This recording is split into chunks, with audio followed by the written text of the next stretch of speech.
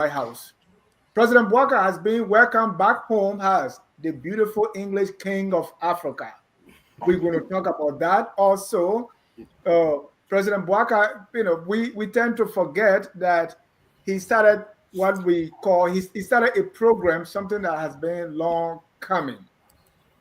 And that is, the president has, he launched the National Healing and Unity Program. I don't want this to slip under the radar because we need healing. Also, lawmakers proposed budget line for each electoral district. The 73 electoral districts each should have a budget line in our national budget. We're going to debate that tonight, but before we even get into our introduction, I want you to sit tight and enjoy the new song that is trending on the block. That is President Boakai, the beautiful King of Africa.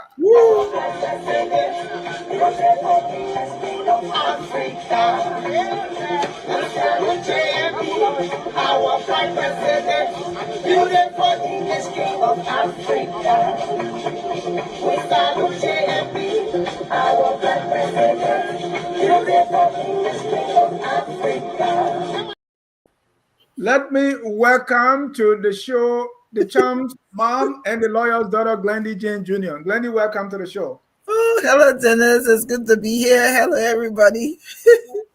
Let me also welcome FOL political analyst, Mr. Mohammed Sharif, a product of Waplo Institute, all the way from River G, Kalipo. Welcome, sir. It's good to be here, Dennis. Thanks for having me. Thank you. Let me welcome the new progressive commentator, Dr. Clarence R. Pearson. Welcome, sir. Thank you, Dennis. It's a pleasure being on the show tonight. Hi to all my fellow panelists and to our viewers and listeners out there. Looking forward to a good show, Dennis. Thank you. Let me welcome Pastor Salif as a sustainable development coach right here. Welcome, sir.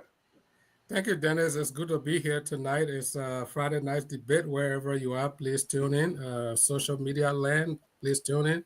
We're going to have a great show tonight. Talking about great show, let me welcome the CDC sympathizer, Mr. Elvis Morris. Welcome, sir. Thank you, Mr. Jai. That song remind me of Brenda Fassie, my black president. So that one. And to let you know that Judy is not going away. Let me welcome Mr. Jimmy Eastmans, who is joining us from the nation's capital, the man whose name is synonymous to diplomacy when it comes to Liberia. Welcome, Jimmy.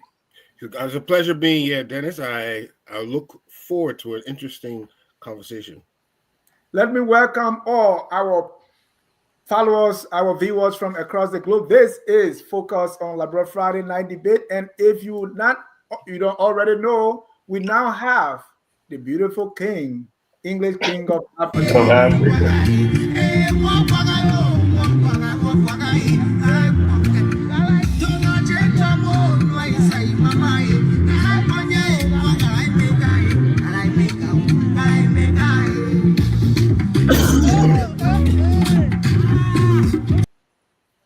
Like that girl, she's speaking on we're gonna dollar.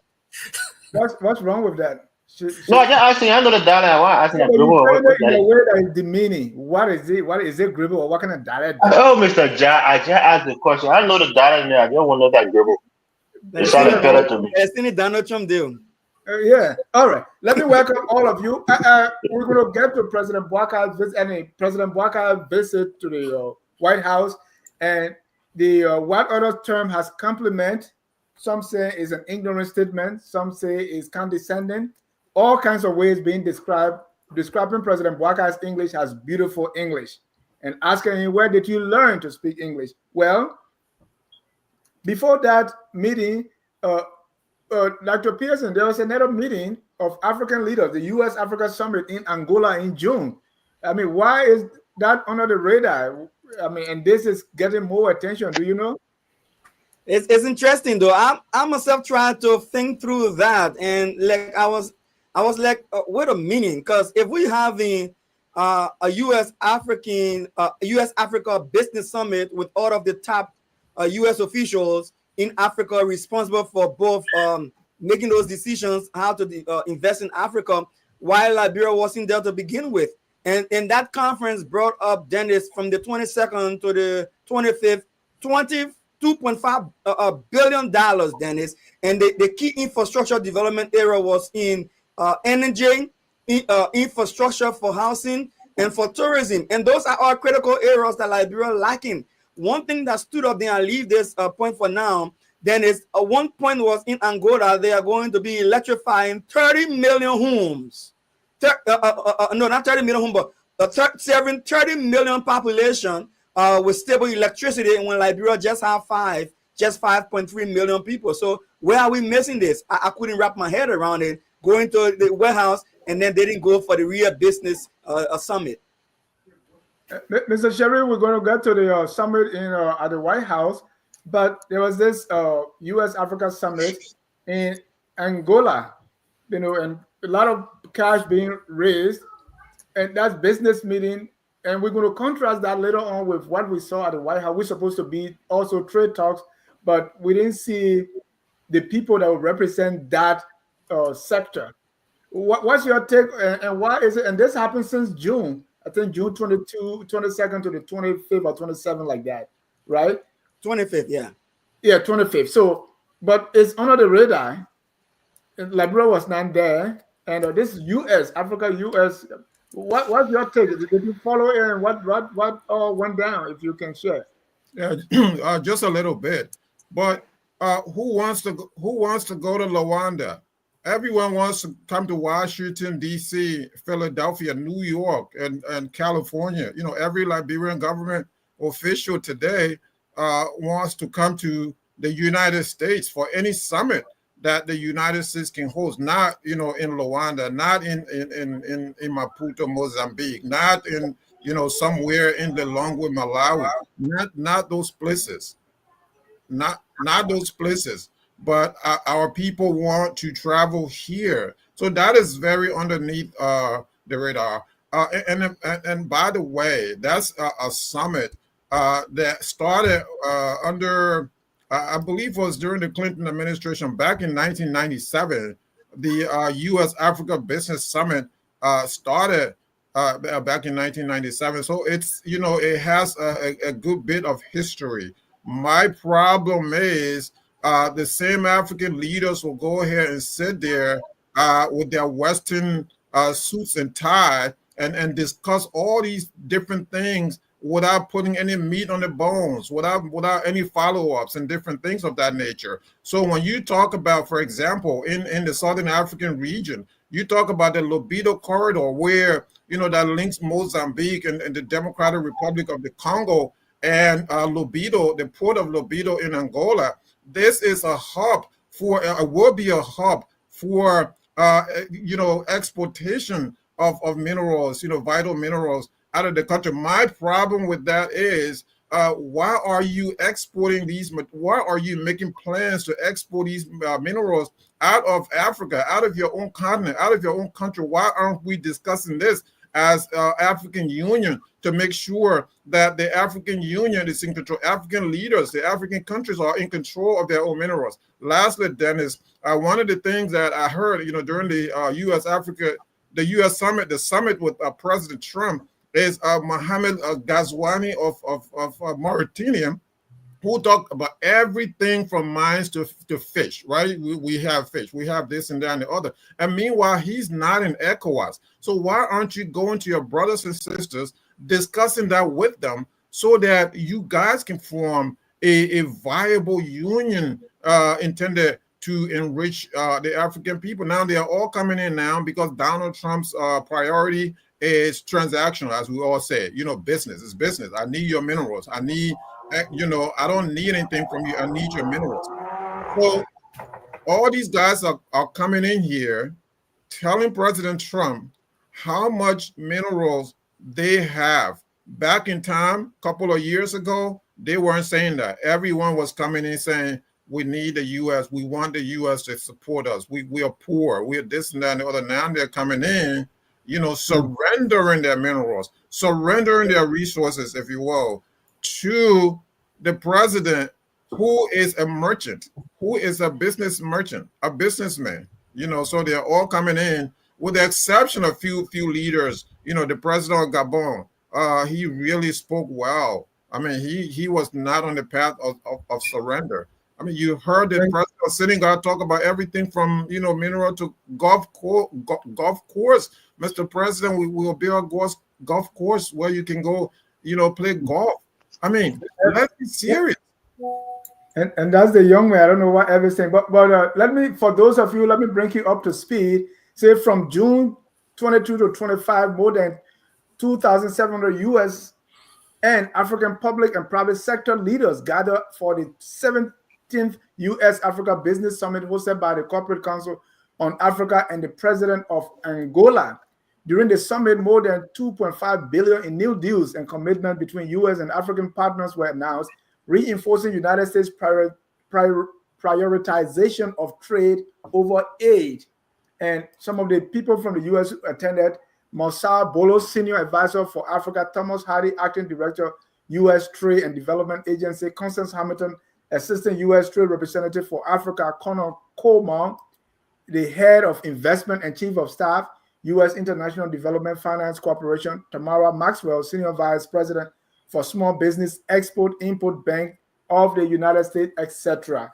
Glennie, the meeting at the White House also, according to President Boakai, is for commercial purposes, right? For trade.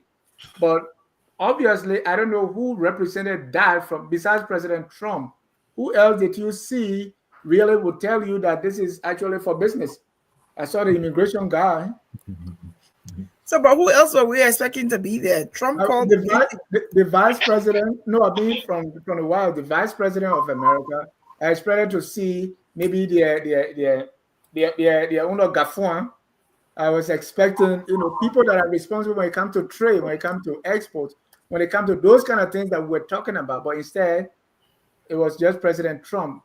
I'm contrasting that with the U.S. Africa Summit is business summit, so we are business people. Absolutely. But you have to also recognize, and hello everybody, it's good to be here. You also have to recognize who are we talking about? Donald Trump, who likes the focus to be on him. He called the meeting, so no one else was going to be there to overshadow him. He was going to be the judge, the juror, everything for the meeting. I didn't expect to see anybody. The people that he wanted to be there on his side, like I had a huge problem with even the sitting arrangement, that we had our African leaders back turned to the press people, and all you could see was Donald Trump and his people facing the camera. So I think it was a setup, a meeting set up that he wanted to be the focus.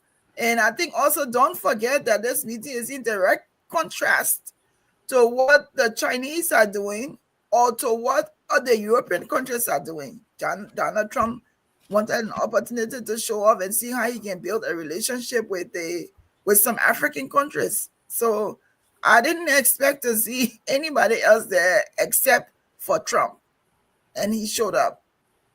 I don't know where. So I didn't expect anybody else, Dennis. All right, the meeting was the Trump meeting. Yeah, Trump meeting. I was expecting other Trump people. All right, Mohammed, please go on with hosting the show. So Jimmy, what I think Dennis was coming to you there. So yeah. What is your feedback on what you heard? Of course, let's go to the summit in Africa and how that underreported that is as compared to 5 African leaders coming to the White House. Mm-hmm. Well, we know that the U.S. has announced a pivot from traditional and aid models to commercial diplomacy. So this emphasized this commitment. Right now, they're only looking for bilateral agreements that will offer, mutual commercial benefits for both sides. If the deals that were struck were between U.S. companies and these African countries, emphasize this point. You have serious hydroelectric power being supported by Rizi Holding Company with the Ansanza Group of Rwanda, We see hydroelectric link developments in Angola. All these were $100 million projects that they want to support. So it's a leeway for American companies. Now, what we need to analyze is one thing to increase development and capability, but we need the market. So there has also to be, how will they, profit from these endeavors? How will they expand the economy? How will they have a higher return of investment? Those are the true questions. And notably, Liberia was absent because Liberia has to be prepared to go into $100 million mutual agreements where both parties benefit. And I think this is how we're going to have to change our posture from that of a aid-seeking country to a country that's looking to foster commercial and economic exchanges. That has not been our posture past. We've been severely crippled by only accepting aid. But now we have to put on the table how we can provide commercial benefits to other people. I think this is good for us. This is what we needed a long time ago. Aid further crippled us, making us dependent. But now that we have to come to the table and bring something to the table, I think that will change our posture, and I think it's a step in the right direction. Thank you, Pastor S.T. Sirleaf. So it would take an American president. Is that what I'm hearing? So it would take an American president for our leaders to do what we all on this show have been advocating. Most of us have been advocating forever, for eternity. Okay, stop collecting money. Stop with the hats in hand, mentality. You come over here, it's like, give me. Like my former principal used to say, give me. What do you have to offer, right? When you sit around this table, what do you have to offer? I think that is what we're supposed to do all along, isn't it? That's what we're supposed to do all along. So what is your take? If we can link these two with the summit in Southern Africa, with the one at the White House. Thank you, Mr. Sheriff. I think let me begin with the summit in Angola. I don't know if anybody will be surprised why JMB was not at that summit. If you look back just a few months ago, let me say last year, right after the inauguration, there was another African summit going on. What did JMB do? His first travel after inauguration, he went to Ghana. While the Ghanaian president himself was attending that summit, and the press got wind of it, and they lied. Oh, he went to meet it. The Ghanaian president, you claim you're going to visit, himself is attending African summit that you should have been at as your first official act. He skipped that and he was in Ghana. So I'm not surprised at anything. Now, let me give you a few stats from the African summit, and then I will conclude on that. Let me give you quick stats on that. In fact, the U.S. State Department, they call that summit record. This is their title on the U.S. State Department page. It's called Record-Breaking U.S. Africa Business Summit Use $2.5 billion in deals and commitments. And then I can break down some of those. When it comes to hydro, U.S. energy sector hydro signed an agreement with Angola government to develop $1.5 billion private transmission line connecting hydropower sites in Angola to critical mineral mines in the DRC. Okay, it's about 1,500 kilometer transmission. 1.5 billion. That's what these countries are benefiting. Then you come to Ethiopia. In that same summit, Ethiopia Investment Holdings signed a memorandum of understanding with U.S. international finance partners to invest more than 200 million in the development of luxury hotels, branded residences, and related tourism infrastructure in Ethiopia. You come down to Rwanda. I don't know how it's called, Ruzizi the third holding power company, signed an invitation to partner with U.S.-based Arizona Electric Corporation, paving the way for a 10% equity stake in 760 million hydropower spending Rwanda and DRC. And I can go. Even Sierra Leone got a piece of the pie. I don't have time. I can go. And then you come to the same Angola again. The U.S. technology firm Saba Station in Angola Telecom signed $170 million investment deal. So just imagine, even Sierra Leone, everybody got a piece of this pie. What was our president doing? Sitting in front of Donald Trump, pretending to speak English, with somebody treating him with such condescension. Take it easy. Glady is going to come after you. Yeah, with such pure condescension. The people of Angola that got 1.5 billion, they got 200 million, they got 170 million. The people didn't print t-shirts. They're not singing song, dancing in the street. What do we do in Liberia? A man who the only thing that came out of the summit in the White House was that Donald Trump praised him.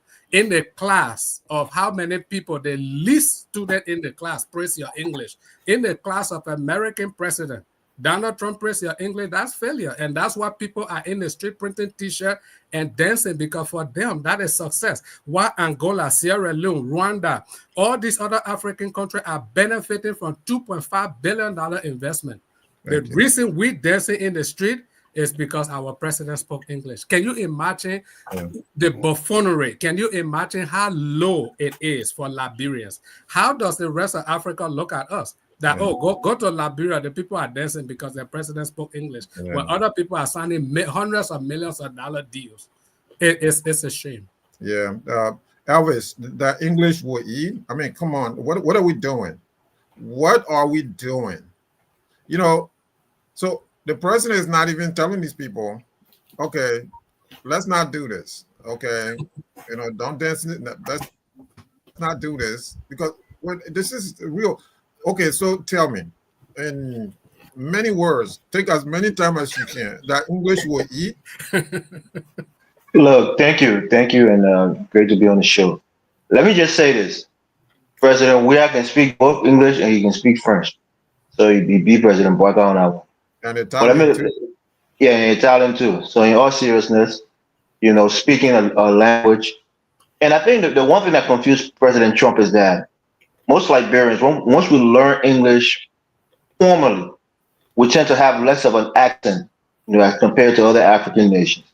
So I think that's kind of what threw him off, because our president didn't have such a thick accent that he couldn't really understand. So I think he was impressed by that. But let me say this, right? You had the days of Tubman with the open door policy. I don't see President Boycott formulating something like that that's going to invite investment. Now we saw what happened with ultimately with, you know, companies taking advantage of us with concessions. But I think if he can formulate and try to, try to put in place some protection that will keep us away from being exploited when it comes to concession, and have an open door policy, you know, part two, where we can invite countries and companies that can come into our country with meaningful investments. That's a blueprint that he can follow. Bring a new open door policy. I don't think President Boycott was invited to this meeting based on business opportunities. I think there were other things that they wanted to talk to him about, and he used this opportunity as a means to bring him to the United States. But also, I think that the president was woefully unprepared. I mean, when you say we have minerals, you know, even if you're going off the top of your head, name our five, you know, primary minerals: the iron ore, you know, the lumber, the timber, you know, the rubber, all of those, you know, those things that we're well known for. But you just said we have minerals. You know, you didn't come with a nice little spreadsheet. You can look at your sheet, tell the president what you have, what opportunities are there. The United States is interested. But he didn't come with an understanding that he wanted to sell the country, not sell the country in that sense, but sell our opportunities to the United States. So I think he was unprepared. But speaking English is fine. I mean, it's our primary language. Most of us, once we come here, we go to school and we learn. You know, our accent tend to fade little by little, and the white man can understand us more so than the other African countries who might have a thicker accent. But I think the president needs to formulate or investment plan. I know we already have the investment, commission in Liberia, but something that's going to attract foreign countries and foreign companies to to the country. I think he was around during Tubman time. You saw what Tubman did. Saw some of the things that Tolbert did. He was less, open door. But at least the president, if he wants to get investment, he has to come with all the smart people he has around him with a new open door policy 2.0. These are all the resources we have. This is what we want. If you're coming in, giving you some kind of sweetheart deal, but at the same time, I take a pause when people say, "Oh, we're selling ourselves because we're inviting people to take our resources." Look, life is not a game. If you have something, you have to use it to get what you need or what you want. We have the resources. If we need money to build roads, what are we going to do? We're going to sell the resources. So I don't get this idea that our resources are so precious and we should hold on to it by all means and not sell it. We have to sell it. The reason people go to Angola has a lot of oil. Most nations that have oil are almost instantaneously rich. So Angola has billions of dollars that they even lend Portugal like 26 or 36 billion dollars as a loan. An African country, lending to a European country, their former colonial, masters. So Angola, you can compare with Liberia. The reality is people want to do business in Angola. A lot of oil there, a lot of petroleum, business is done in Angola.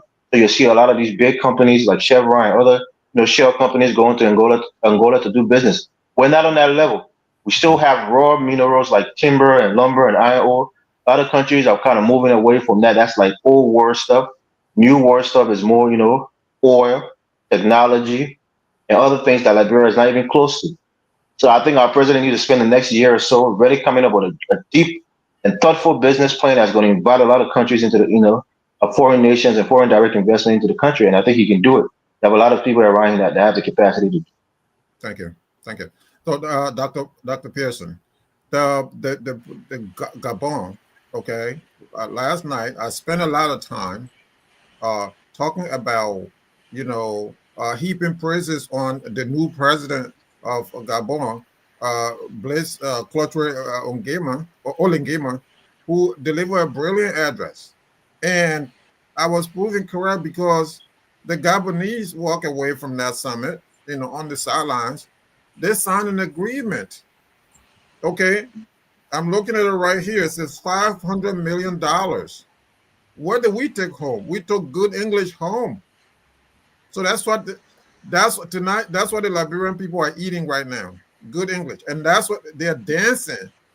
They're dancing at RRA. They're dancing in the streets for good English. And Gabon, meanwhile, the guy went there and told President Trump, he said, we are wealthy. It's okay to say that. He said, we are wealthy. He said, we need partnership. And if you're not going to come and partner with us, he said it. I heard it. If you're not going to come in to partner with us, others will come in and partner with us. We are wealthy. That's how an African leader should speak. Confidence, with their heads up high, with the pride of the great leaders of our continent. The great leaders like Kwame Nkrumah, Gamal Abdel Nasser, and those guys, speaking that way. Ahmed Sékou Touré speaking this way with confidence. Even Tubman spoke with confidence. Tolbert with these confidence, So I'll let you take that. What do you make of, your people? Look, they're dancing. Gabon is wealthy in oil, though. We got to give them that. That's a fact. Sorry, sir. Why we keep going to this same failure mentality? They do well trophy. Oh, Angola is rich in oil. Gabon, is that what stopped your president from being confident? Sharif is talking about confidence, and you here talking about the rich in oil. What's your relying iron ore and rubber that you're relying that you're really wealthy? Or is what's really going on in the market right now? People are not coming to your country to buy rubber. We're talking about the way you speak to another. Yeah, that's provider. Provider means nothing if you don't have the tangible resources to back up what you're saying.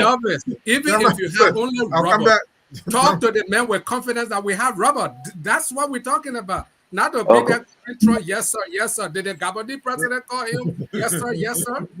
That's some houseboy. What are we talking here? Jamal, come back. Because Pastor Salif, you're right. Even when the president said, "Oh man, where did you learn to speak English? Where did you?" He couldn't even answer. He said, when he said, "Where did you learn to speak English?" He said, "Yes, sir." He said, "Yes, sir." It was Trump that said in Liberia. Yes, sir. It was Trump that said, Oh, did you go in like so? Trump directed that whole question. Exactly. He kept saying yes, sir, the whole time. What Anyway, are we defending? anyway, Doc. So what do you make of this? These people are dancing for good English, dancing. Do your people call you? You don't send them money and say, give us some good English. Send us some good English. Is that why your people eat? Dr. Pearson. Thank you, Mr. Sharif. You see, it is safe to say that those are some of the reasons why some of us sit on these platforms after long days of work and after doing other things, and we have to spend some time having this conversation, because it surprises me to think that running a country, people will think that it is like running a home, or like running a shop or a little business. Running a country is a complicated and complex deal. Imagine paying over 5 to 6 people who's supposed to serve as your advisors. And you're hearing that your key ally, that President Boakai called a long-time friend, is pulling out USAID, which is cutting deep within your budget and putting you into deficit when your own revenue generation is also in deficit. Your first quarter is in deficit. Your second quarter revenue generation is also going to project deficit.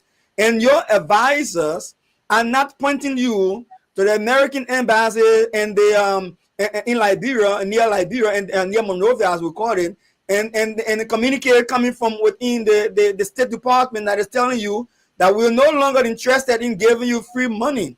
What we're interested in right now is to ensure that we have to trade something for something. And now you are there, and we're paying you taxpayers' money. President Boakai does not have 24 eyes or 50 eyes around his head. He has advisors who's supposed to be on top of the issues that are happening globally and to be able to advise the president. You have a business, U.S.-Africa business summit coming up in Luanda, Angola, where 12 African leaders are pivoting to that, because that's the new trend. Now we're talking business, no longer aid. Everyone is feeling the sting of the USAID drawdown. So everybody running to this business forum. Our guys are in Monrovia fighting over speakership, fighting over who will get some part in budget for county level, when the budget cannot even reach $1 billion. And they are fighting about who stole rice and where the money for 29,000 Becca rice are hidden. Someone chasing somebody for gracious taxes. And they're doing these things. And the other leaders and other sound guys who understand what global leadership is, what South-South relationship is going to do in connection, they're going to Angola. Sir Leaf, they go to Angola. And listen, I want to just highlight one thing. Everything Angola stood for in this Gone Summit just 2 weeks ago, just a week ago, is what Liberia is lagging behind on. They went there for energy, discussion on energy. They went there to discuss infrastructure. They went there to discuss tourism. They went there to discuss health. They wanted to discuss those critical things that Liberia needs to attract a sensible development, were the things that were being discussed. We were not present. One of my panelists said, we were waiting for invitation from America, pushed by HPX, to tell you, say, if you won't go to see President Donald Trump, sign our HPSD that you've been keeping for 3 years. And if you can't sign it, you can't get on the plane. And if you sign it, we want to make sure that you don't bypass us. We announce it. Even if you don't want to announce it, we announce it to your people so you can be shamed. And so you can be shamed not to come by and say you didn't sign it. So we announce it while you're on your way there. And listen, one project in Angola benefited, and I put it in the chat for the viewers to see, 760 million to build a hydro plant. 750 million. And not only that, in addition to that, for connectivity, distribution of that power, they received $1.5 billion to connect that power plant in Angola to critical mines, critical mines that are happening in DR Congo. So you see the industrial connection. And not only that, that electricity is supposed to power 30 million people. Give stable electricity to 30 million people when Liberia's population is just 5 million people. Look at the disparity. Why were we waiting for Good English Trophy to be announced by BBC, the Queen of English language, to say yes, Liberia now achieved the Queen's language? We could have been getting electricity that will open the doors to the industrialization for Liberia. After we've just lost the impact, the MCC compact project for about 5 million or something to help with electricity, we miss out on it, and then we miss out on this other dish out of money. And to come back to what? I don't blame President Boakai. I blame the people he got around him who are advising him. They should be called to question. In fact, if I ever have my will, the Senate or the House of Representatives will cite these advisors and let them tell the Liberian people what advice are they giving our president. Right. Let us hear from them. Right. I will stop there. Dr. Pearson, we know you have a PhD, but don't play on our intelligence. You can't in no way compare Liberia to Angola. Angola is filthy rich when it comes to oil. Those people is in the hundreds of billions. How can you compare Liberia to Angola? And so what? Yeah, when you saying so what are you saying? So we're nowhere there. Some countries are just blessed with natural resources that is more valuable than others. You can compare Liberia with Saudi Arabia and the kind of oil they got and the kind of money they get from the oil. That is why we should have been at the summit. So the little that we have, we could show. Dr. Pearson, I want to add something. Let me add something. Dr. Pearson, you left out 170 million for digital infrastructure. Angola got 170 million also from that summit for digital infrastructure. Yeah, gentlemen, hold on. So let me go to Glendy. Glendy, so the debate right now is, Liberia should not be boasting, right? This is a trend that I'm hearing. We shouldn't be boasting because we're poor. Yes. Angola can boast. Gabon can boast because they have oil. But we have riches. What are we doing? So have we compared how much the Gabonese officials are being paid as compared to how much Liberian officials are being paid? We know that Liberian officials are one of the most highest paid on the continent. So does that make sense, Glendy? Please help us out. What is going on here? Can we not boast too? So let me just say that I don't share any of the views that was expressed earlier. I shared none of them. Absolutely none. I also want to say, when we're becoming so alarmed by just seeing 3 minutes of what President Boakai spoke of, when we're not even privy to what additional details were discussed in the back door. So what they showed us, what the Trump government wanted us to see, was an introduction. I'm sure every one of us here know we can't be that naive to think that 3 minutes was it. I'm sure there were other discussions in the back. I get that. I don't know what was discussed, but I'm not going to be alarmed from 3 minutes and try to classify President Boakai as being this, that, and the other. No. What would have been the difference if Liberia was not invited? Will we even be here making noise? Will we even be talking, intellectualizing the visit? We will not be. The fact that Liberia was invited, for me, it's something. That is something compared to the president could have been home and not invited to any program. For whatever it's worth, the least we can say right now, the least that we think of the visit, we can say that Liberia now is a topic in every household in America. For what? And so let me finish. Let me finish, please. Let me finish. It's a topic. People getting to know. People will research Liberia. People. It doesn't matter. You and I don't share the same view. Absolutely not. No. I'm extremely proud of President Boakai. I'm extremely proud of the way he presented himself. I'm extremely proud of what he said and how he spoke. We do not share the same thing. And if you think that is a minute thing, that's on you. I think President Boakai did well. I think he did excellent. If we think that he did nothing, that's my opinion. Your opinion, we don't share the same opinion. Glendy, let me put another question to you, Glendy. Let me put another question. Put it this way again. So, do you not have a problem with the way our leader, one of our leaders, because those of us who are here now, we have we have two leaders out there, right? Do you not have a problem with the way our Liberian president was addressed, right? Oh, where do you, just such a beautiful, where do you learn to speak English? So let me tell you why. So is it not okay for you, Glendy, to speak the way, you know, in this kind of tone, which is eloquent? Is it not okay for you to be able to speak this way? Is it a surprise to anybody that, oh, Glendy is, you know, eloquent? Glendy can, you know, speak. That's a testament to Trump's ignorance, not Boakai's fault. So listen, Mr. Salif. No one should be surprised of who Donald Trump is. I heard some people saying, "Oh, like you were saying," Elvis is saying he's ignorant. He's not. You think Donald Trump didn't have foreign advisors who have told him? No, I wouldn't say that. He is ignorant. I wouldn't say he's ignorant. When you send for a president from Africa, you should know everything about that president. Let her finish, please. No, we don't have the same views here tonight. Absolutely not.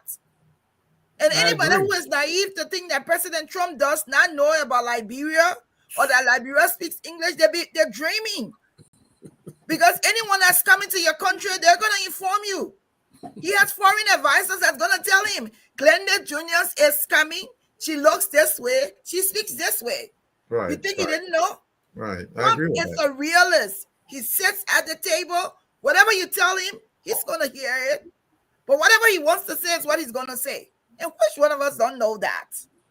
That we are alarmed by what he said. Let me tell you, I did not have a problem with what he said to Boakai, because I get that every day. I was even accused. I was even called a waitress at one of our corporate jobs. A waitress. So I get that every day. It's like, where do you get your English from? How do you speak good English? Did you go to school here? What is that you're eating? What do I smell? I get that every day.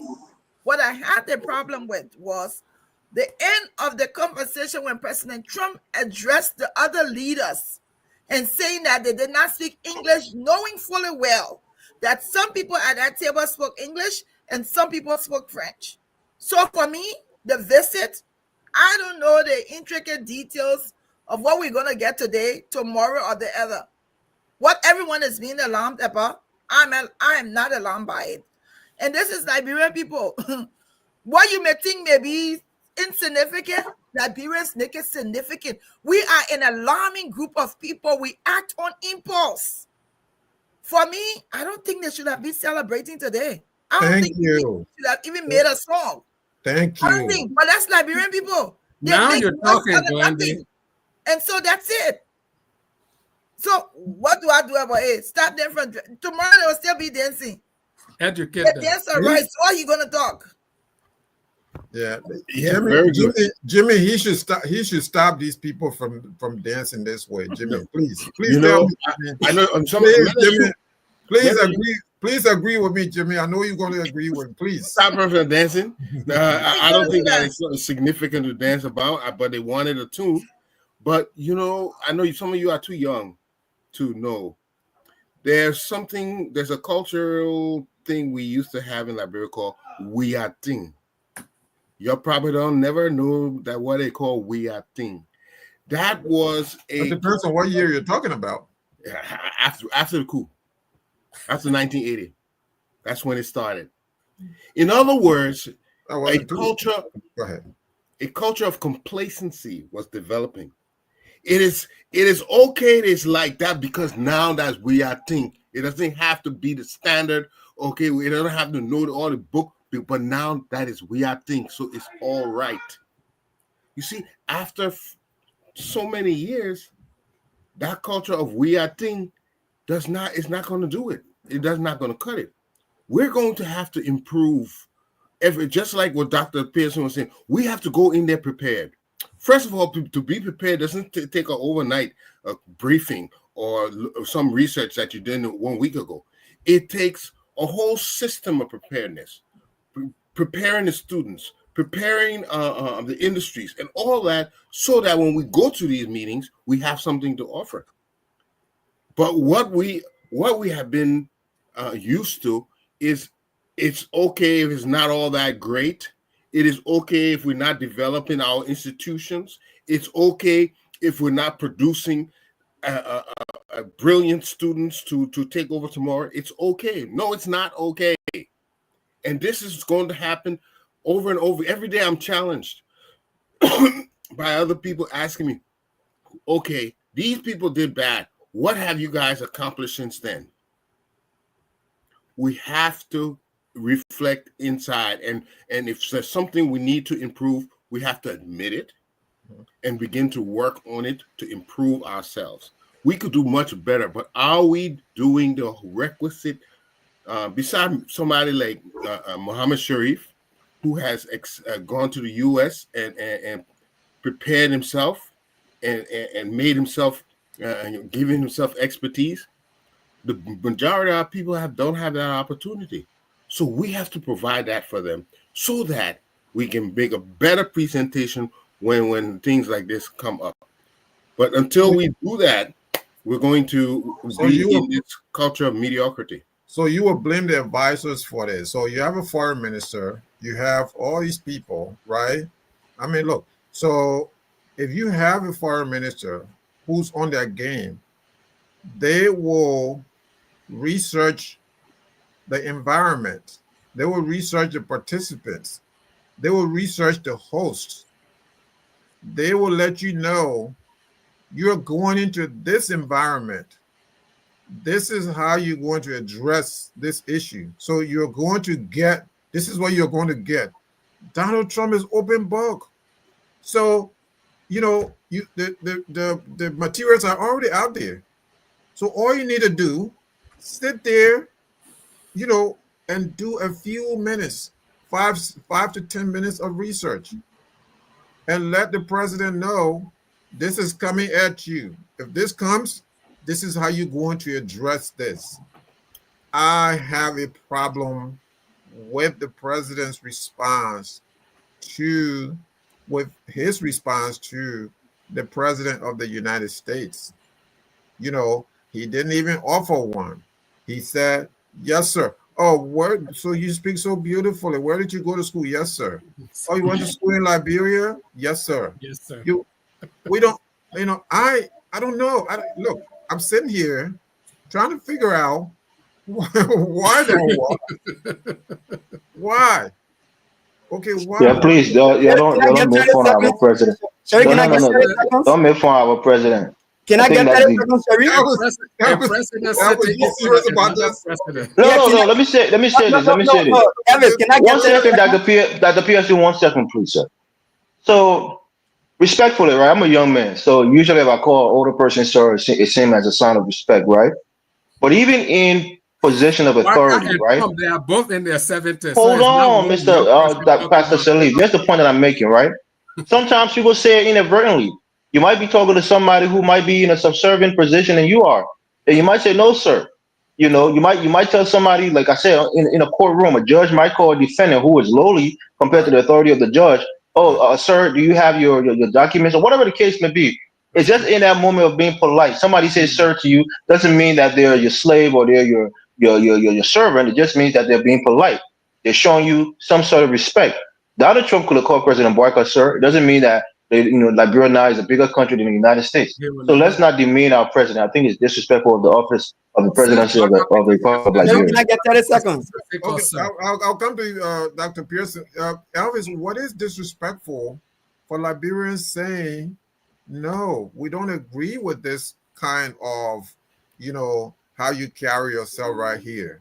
We elected, one of the characteristics when we vote, when people vote for president, in a lot of places around the world, I think Liberia as well, a president must exude confidence. A president must be that president that is standing up for everybody, the weak, the strong. So you go somewhere, right? You must exude confidence. No, you're not going He did that when he gave an eloquent speech and spoke well in front of Donald Trump. He did that. Okay. Dr. Pearson, go ahead. Yeah, let me say this.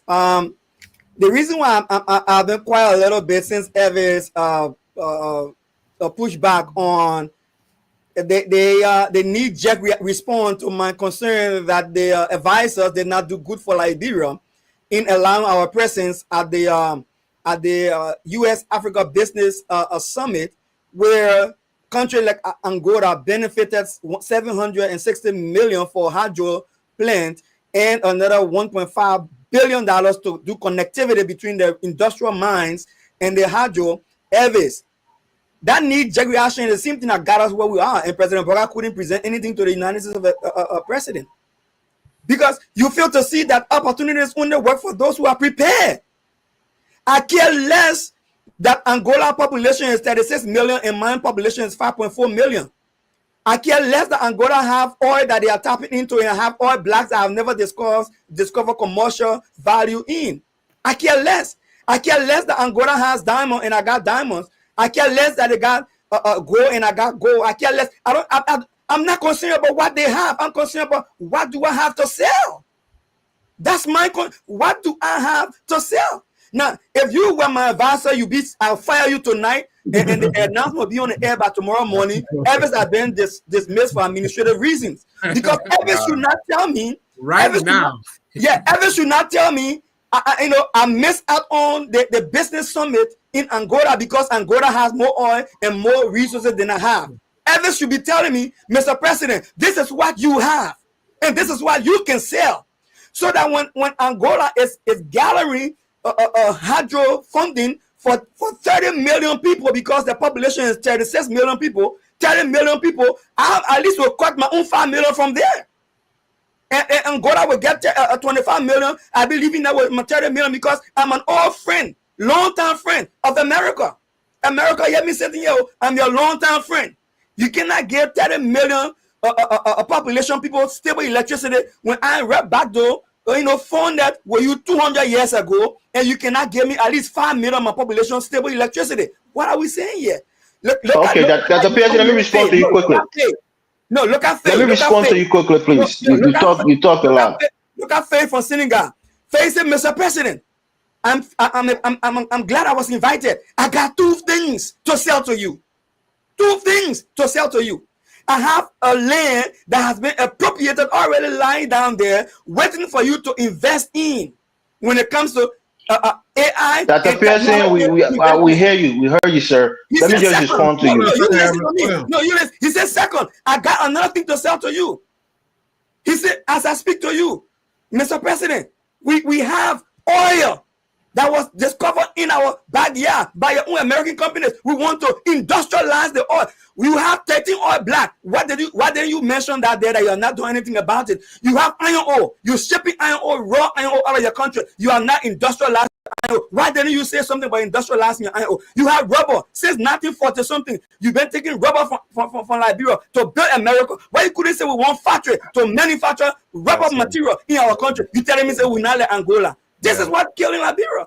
Okay, let me respond, please. Let me respond, please. So let me just say this. Someone said, you guys live in the United States of America.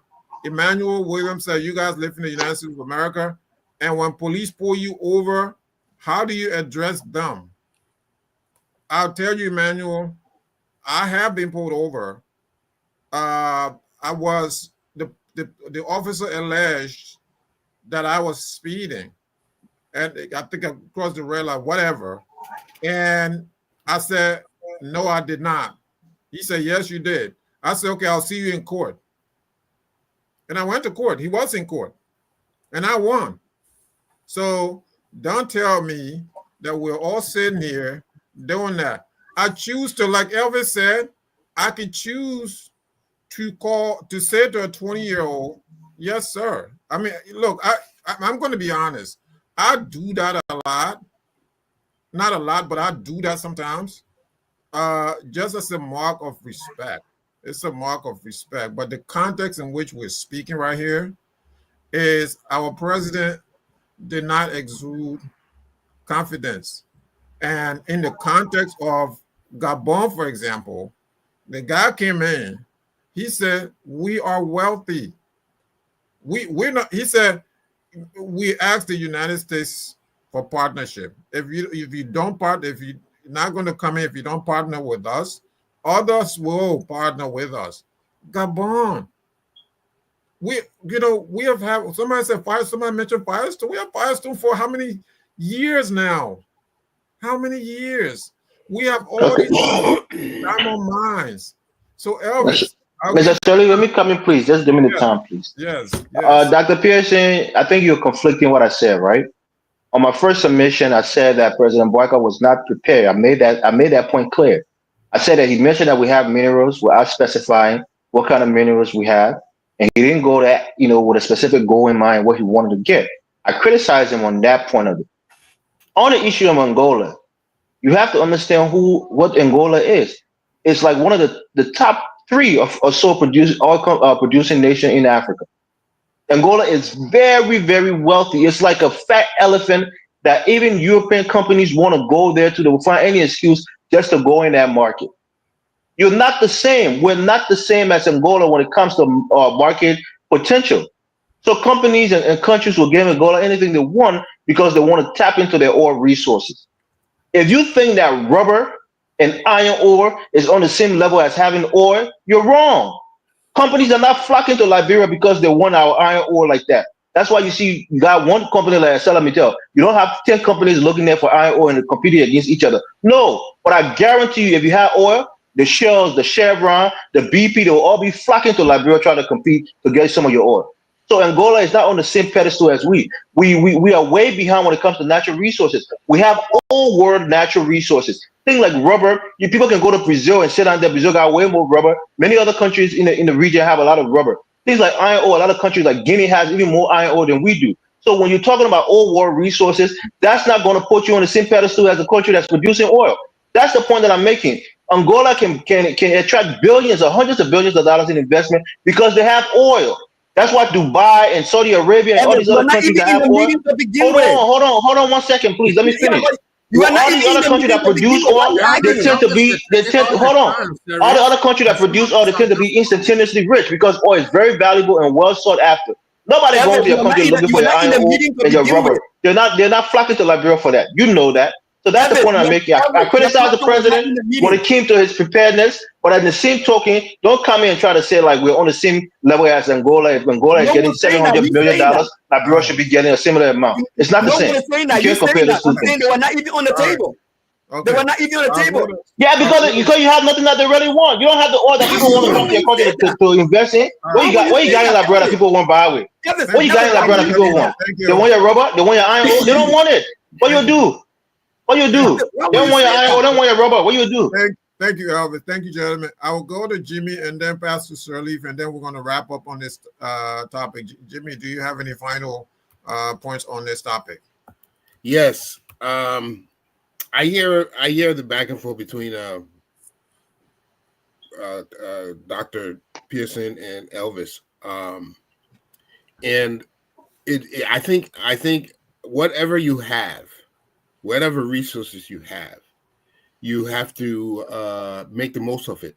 I can tell you about nations that have far less resources than we do, but they are doing exceedingly well.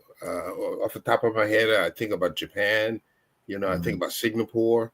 So resources, yes, resources helps if you're endowed with it, but there's ingenuity, the human ability to create wealth.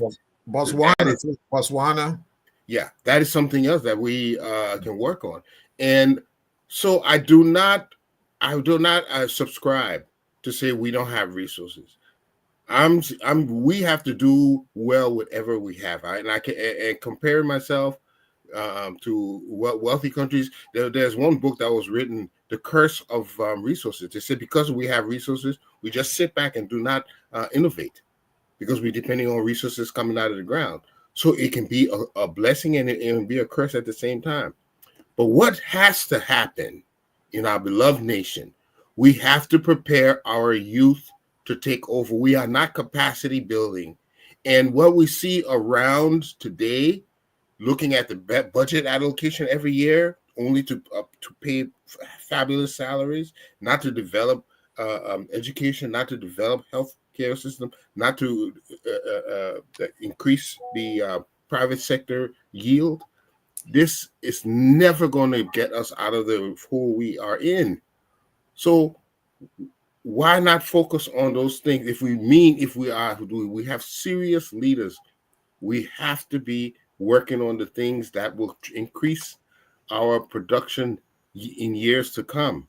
But so long as we're still not working, we can have 1,000 summits. We will not be ready to do anything because we have not done the essential things that will get us there. Thank you. Jimmy, can you admit Russell is in the back? Yes. All right. Thanks. Pastor Shirley. Thank you. Let me read something. Maybe Elvis might agree with this, since Elvis' entire go-to is that Liberia is not on par with Angola and Gabon.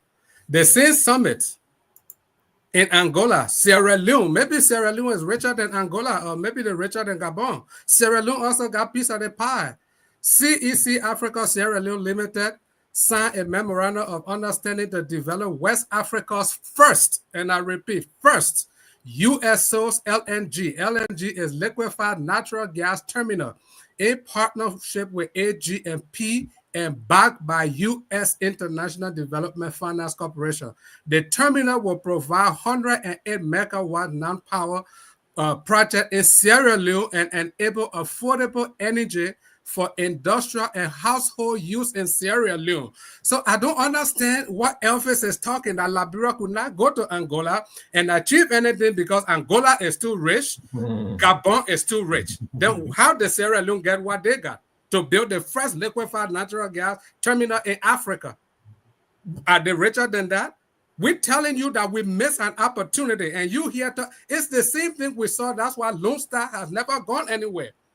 Lone Star only won their World Trophy. Lone Star will play any team, they beat them 4-0. They come home. Other countries, once you get 4-0, they fire the coach. What will Liberia say? Oh, but the men that did well. That same thing again, Liberia 4-0. You know how many they get the other people? Why do we praise ourselves in failure? You are being a hypocrite, Pastor Salim. We miss an opportunity, and your defense is Angola is too rich, so we can't get anything. Gabon is too rich. We miss an opportunity. That's what I'm telling you. JMB sat in front of Donald Trump as a timid old man who did not know what to say. Since Boakai became president, how many other presidents? I will wait for you that he has called yes, sir. Since he became president. Let me tell you this, right? Hold on. He been to Ghana, he been to Nigeria, he been other places. How many presidents have Boakai ever said yes, sir, to? Since he's a respectful old man. He was a timid old man sitting in front of Trump who did not know what to say, brought down the country. People printing t-shirts with Boakai and Trump face on it, dancing in the street like we achieved something. The Nigerians who were not invited, you know what the Nigerian minister said? He said, we're not giving you anything. You're not sending any deportee to our country. They were confident. They said that. What did JMB say? When they interviewed him in his own words, oh, you know, they told us about deportation, but, you know, we got to go home and think about it. Think about what? Pastor, let me ask you a question, right? Yes. Devil's advocate, right? Boakai has been, when you look at him, he usually has that respectful posture. I agree, but how many other presidents has he said yes, I think he does that to everybody. Mr. Sully, let me say this, right? We Liberians will get BHA for nothing. We get BHA for nothing. What you want President Boakai to go do that? Be a check? You still remain poor economically. You still remain poor militarily. You remain far beyond the United States. Even if you go there and cost Donald Trump mind part, you still remain poor. So it doesn't matter what you're trying to project. The reality. No. Let me speak. You have your turn. Let me speak. No. You are being a hypocrite. Elvis, hold on. Let me finish. You're taking my time. You're being a hypocrite. I'll tell you your hypocrisy. Let me get my time after you. If that you being a hypocrite because you have I'll tell you what you're being a hypocrite on. You'll find out in a short minute. You have not told me any one president since Boakai became president that he also said yes, sir, to. If there is a record of Boakai doing it, I will accept it that he's been respectful. He has not done it for any other president since he became president. He only did that in the White House. So it was because of fear, not because he's respectful. Why he didn't call other presidents? Yes, sir. Now you hear talking about, oh, nobody said Boakai should go insult Trump. The Sheriff said it. Dr. Pearson said it. Speak with confidence. Hey, this is where Liberia is. Based on our long-standing friendship, I think we have these resources that you can tap into. You can come and we can partner. Instead of sitting there and saying, yes, sir, come and do what with our mineral. It was a missed opportunity. And people came back, instead of people saying, hey, he did not show up properly for the country. People in t-shirt and dancing in the street, like we achieved something when Angola them are signing 1.5 billion, 750 million, 200 million, 160. So don't we have internet need in Liberia? They're signing internet infrastructure, 170 million. And you hear saying that because they are rich. Sierra Leone, from that same African summit, they came back with the first liquefied natural gas station in the whole of Africa. He not said it 5 times, Mr. Shelley. Let me come in, please. Let me introduce. What are we talking? Why are you praising yourself in failure? Mr. Shelley, you gotta let me come in. I know Russell will come in quickly. Elvis, I'll come to you. Let me introduce Anthony Russell Jr., who just joined us. Welcome, Anthony. All right, gentlemen, it's a pleasure being here, and thanks for the introduction. I'm excited to be a part of the conversation today. I want to ask you, are you related to President Alfred F. Russell? He was the 10th president of Liberia. I hope I'm not, because if I am, I love. Why do you say that? I would love to criticize him while I praise him. He was. I think he had the shortest president term 1 year. Mr. Shelley, let me respond to Pastor Shelley, please. Pastor Shelley, let me tell you why you're being a hypocrite. Okay. I remember vividly. I was on a show with you that day when President Boakai and his delegate went to Beijing to have that meeting. And it had a memorandum of understanding with the Chinese Communist Party, and it came back. There were all the things that China wanted to invest in Liberia. You were lambasting the government that MOU mean nothing. Well, you go come and you bring MOU. That now you telling us that Sierra Leone had an MOU, so you bragging about it in our face. Show me the MOU to develop gas processing plant or whatever. You were criticizing President Boakai government about MOUs. Why you not criticizing Sierra Leone about getting MOU right now? Evans, there's a difference there. No, please, let me speak. There's no difference. You guys want to criticize this president unfairly. I've been a critic of President Boakai even before he became president. I'm a CDC sympathizer. No, please, let me finish. Guys, you got to be respectful. I've been respectful so far. Let him finish. I've been a critic of this president on this platform, and I remain a critic. But I respect the office of the presidency of the Republic of Liberia. If you just want to come in and bash the president unfairly, you're gonna have some pushback. When you got one tongue, when the president gets something, you switch your tongue when another country gets the same thing. That's being hypocritical. Memorandum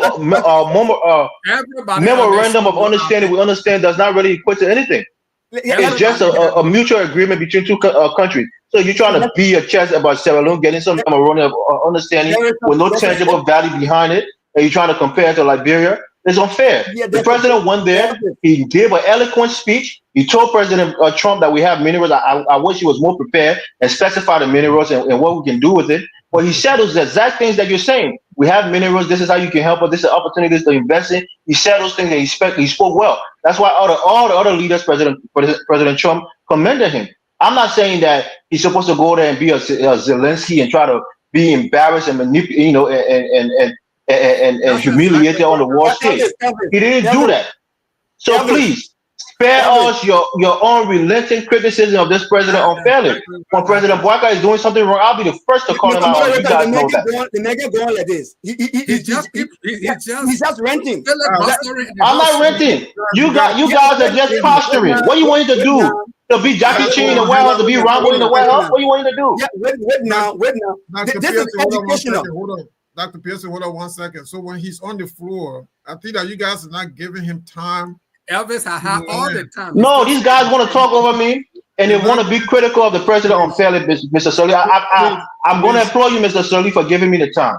But I think of all the people on the panel, you know me, I don't take nonsense for anybody. Even President Weah, when he did wrong, President Boakai, if he does wrong, I will say it. Yeah, but I don't like people being treated unfairly. I hate it. It boils my blood. The president didn't do anything wrong over there. You yourself have said it, Mr. Sully. I'm sure. Hold on, man. My man, please. If you want me to respect you, please show me the respect. Mr. Sharif, You said it yourself. I'm sure you're in a position of authority of your job. People who are subordinate to you, I'm sure you're called in, sir. Sometimes it's inadvertent. Sometimes you don't even think about it. You're just being respectful in that moment. You said. So if he says that, what does that mean? That he's slave? That he's groveling he's groveling to the United States president? What are we saying here? Are we not human beings? Do we not have a similar human experience? Come on, man. Mr. Russell, now let him get his input. I beg you. Then we can come back. Just give me 30 seconds, I beg you. All right, 30 seconds for you, 30 seconds for Esther Sharif, and then we'll go to Russell. Elvis, this is one of the best platforms in the entire Republic of Liberia, headed by the best in the business since 1822. You don't come here and just rent because you got emotions to share. Give the facts. The fact that the MOU Boakai signed in China for $3 million for oil refinery is not the same thing we're discussing here. There were every legal and potential decision maker available at that summit to make those business decisions. Sierra Leone did not only sign a partnership MOU. You know who was pressing there to push for the funding? I will read it to you. CEC Africa and AGMP. They had, besides the two companies, they had the American government had its own International Development Finance Corporation present. International Finance Corporation present to seal the deal. That's not your Boakai MOU. Your Boakai MOU that don't see day. That's not it. Give people good information here. This is not sentiment. And let me tell you guys are hypocrite and want to criticize for our reason. Let me tell you this. Inferiority complex must not be in your generation. Inferiority complex must not be in your generation. Even in this United States, when you stand up to a white person, when you stand up to a typical American-born kid, hold your hair up high and speak with confidence. Thank you. Speak with confidence. What are you talking about? That's what I'm saying. The man spoke more eloquent and more confident than any other president. Why you got complimented for? What are you talking about? Thank you. What are you talking about? Y'all let him beat your chest with nothing behind it. If he speak with confidence, what you getting that brother show for it? With all the confidence he would speak with. I'll go to Russell. Come on, man. Input. I think President Boakai spoke exactly how Liberia is today. I mean, what does Liberia have to show for speaking with confidence at U.S. to do what? To give us what? To give the U.S. what? Because when you look at the speech that Boakai gave, I mean, the little dialogue that he told President Trump, where he got committed by his English speaking skills, he told him that he has natural. We have natural resources, and he didn't. If you listen to all the other countries that said that they have natural resources, they listed the resources that they had. In particular, they weren't talking about surveys. They were talking about we have these resources and we know that we are the best in the region. Come and explore. Let's talk. They weren't talking about come and survey. Meanwhile, the Chinese people are already on their phase 2 survey. And you got addressed about that statement about you conducting a comprehensive survey, and you said that you never said you said anything about comprehensive survey. You only said you talk about 2 counties. No. So the point about you guys are making about this issue, I think that the more we focus on it, we centralize our thoughts on it. We're trying to get away from the bigger issue, right? I agree. We can address people as sir. We can address people as your excellence, but in certain setting that you're in, you have to know how to carry yourself. I'm not saying that the president didn't know how to carry himself, but it was just his response out of maybe, let's say, respect. And we all can sit here. We know that our president, we know that he is a very soft-spoken person. Trump is not. Other president might not be soft-spoken. They might tell you yes, and they'll be done with it. If somebody say yes, sir, or yes, it doesn't change anything, right? But in the same breath that Trump gave a compliment that our Liberian people are running around with here and putting T-shirt on us, we doing all kinds of theatrics about this compliment. He also said that he speaks better English than other countries at that same table. And he was addressing other African leaders as well. So why should we take that as a compliment when that is degrading other African leaders? Is being very disrespectful to other African leaders. You see, Liberian people were very quick to forget. This is the same president that called all African nations what? He addressed us as wolves. Then he comes back and said that, where did you learn how to speak English? Is that something that we should bluff about? Now we get it. We understand that that is good publicity. I mean, that is publicity. It's not good, but it is publicity, right? And now we are trying to figure out how to capitalize off of it. Okay. I don't think that the president went to his. I don't think that he was briefed because he was invited, right? He didn't invite himself. He was invited. So I don't think that he was briefed thoroughly about, the details of this invite, whether by the U.S. or his cabinet or the foreign ministry. Because if you look at what it is that he is saying, it's like when they asked him about the issue about the 5 African countries that were selected for the deportees. He seemed like it was not something that was on the agenda. Meanwhile, you have presses in America saying that was put out prior to the meeting that they had. So you should be he should have been aware of that. Yeah. Right? Yeah. And I will have to agree with my brother Elvis. I don't think that Liberia has, compared to other countries, and let's be honest, we know what Liberia is. We know who we are. We can be boastful, we can stand up, we can knock our chest like gorilla. But Liberia right now, the resources that this government is looking for, Liberia does not have it to go and try to negotiate anything that will bring in $500, $600, $1 billion deal. They don't have it. That's why China is the one that's surveying it.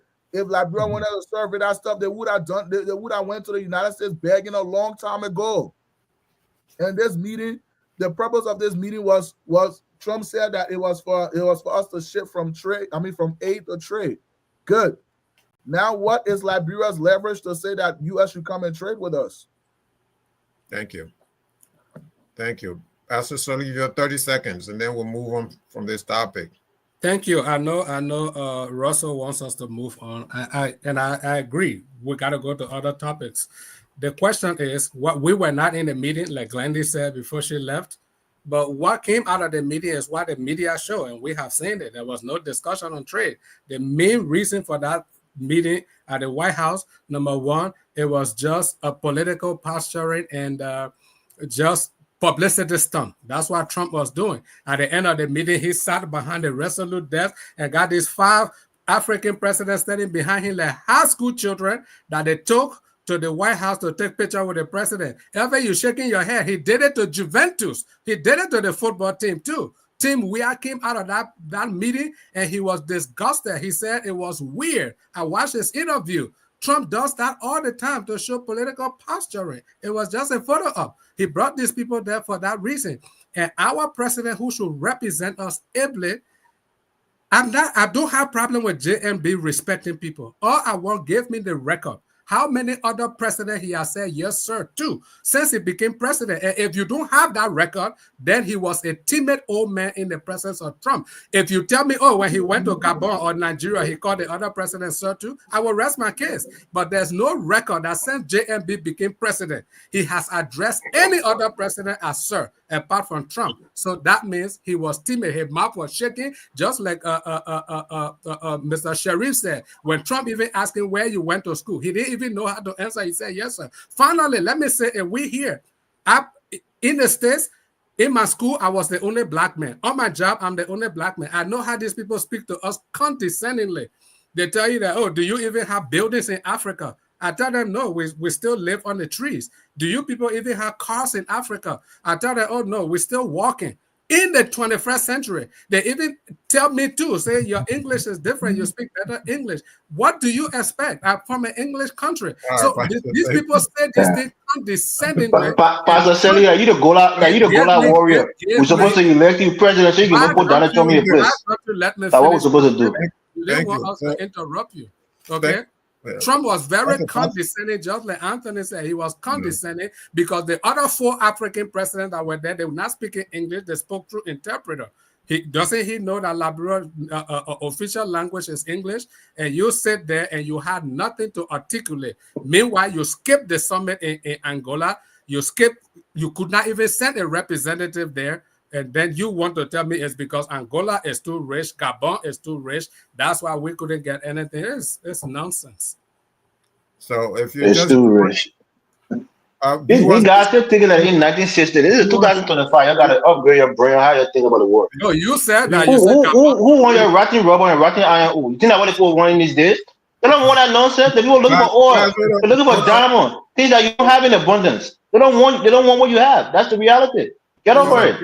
Hold on, let me do station identification, please. I don't care how they need oil, they still need the steel to build a skyscraper. Okay. Let me do my station identification. Viewers, if you're just joining us, this is a Friday night debate here on Focus on Liberia. And so tonight we are talking about several issues, issues relating to our president's visit to the White House, the U.S. Africa Business Summit in Angola. Next topic after the break, Jimmy. Hello and welcome to. Go ahead. Okay. So the next topic will be the president's campaign on reconciliation. The president has been making some serious effort recently to reconcile Liberia in view of our bitter historic past. At Focus on Liberia, we discuss everything Liberia, from education to politics, arts and culture, entertainment, agriculture, history, religion, family, and technology. Focus on Liberia uncovers and showcases the best of Liberia and shows the world the truth about Liberia. We educate, elevate, and promote all things Liberia. We conduct interviews, panel discussions, debates, and more. Tune in to Focus on Liberia on Facebook and YouTube and be a part of the stories that make up the news. This is Focus on Liberia, and I am Dennis Jah. Welcome back, viewers. This is Friday Night Debate. I'm sitting in for Dennis Jah, the best host since the fall of the Mali Empire. Dennis just happened to drop off, abruptly, and I'm an accidental host today. So I hope I'm doing you proud, right? But so let's go to the next topic, which is the president's campaign on reconciliation, national reconciliation and healing. The president started that with the reburial of, President Doe. For those who believe that, that was the late president's body. So he started with the reburial of President Doe. The burial of Doe coincided with the burial of his wife. So it was a joint occasion. And the president went on to speak to or meet with President Tobo's family, as well as the families of the 13 former government officials executed by firing squad in April 1980. And so launching this kind of reconciliation is, we will all agree, is a good thing. But is this enough? I guess my question is this enough? Because when you look at contemporary Liberian history, 1980 is not the beginning, right? But when you look at contemporary history, you go from 79 to 1980, where, atrocities were committed, excesses were committed. And then you go to 83, maybe 81, Thomas Wesley and others were executed. 83, the Nimba raid. 84, the invasion of the University of Liberia campus. 85, the aborted revolution of Thomas Kuwankwa and others. 85, also a questionable, and most people believe a fraudulent election. 86, the installation of President Doe against the backdrop of calls for, a repeat of the election, fraud, and political prisoners were in jail. Ellen Johnson Sirleaf and others. 89, Grady Allison and others were arrested. 89 also, you have the beginning of the Civil War. And as we say in Liberia, all hell broke loose. And so that the president is doing this is commendable. But what I look at, and I would like your views on this, is where do we start with this? Is this enough? Or, as the president promised in his campaign speech, his campaign speeches was that he was going to seek justice, and he moved in that direction to set up a war and economic crime tribunal. So, Jimmy, is this enough for us to, rely on to say this is going to bring us together? So you speak to a few families of the leaders who were executed, President Tolbert and his associates, the leader who assassinated President Tolbert, Doe and his family, right? And then what about everyone else? What about the rest of us? What about me?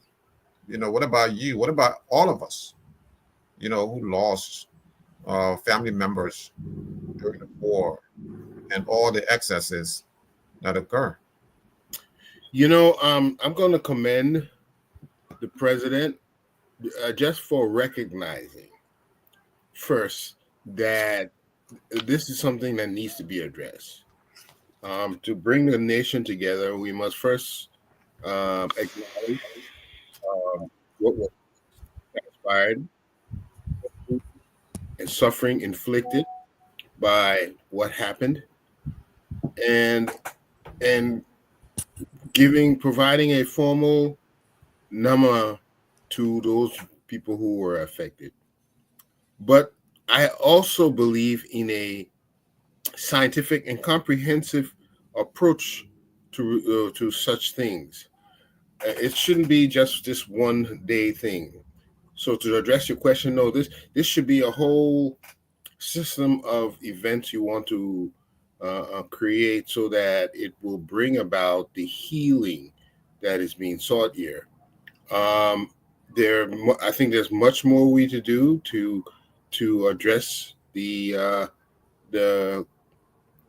ills of the carnage that took place.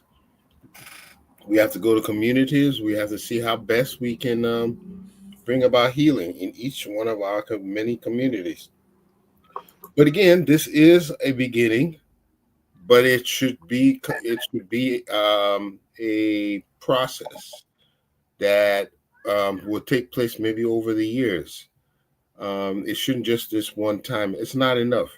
And as we assign sociologists and people who have dealt in trauma and wars and reconciliation, we assign them the research to find how best we can go through this system, this process, to bring about the healing. But a one-day thing may be a beginning. Acknowledging what the ills are, but we got a ways to go, and I think to see more follow up on this would be a pleasure for me to see more reconciliation, acts of reconciliation taking place for all those who were affected.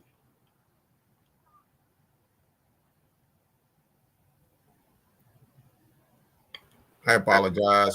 And while we're going through this last topic now, if there are Are we taking any calls? If there are any callers and stuff like that? No, I don't think he set it up for that.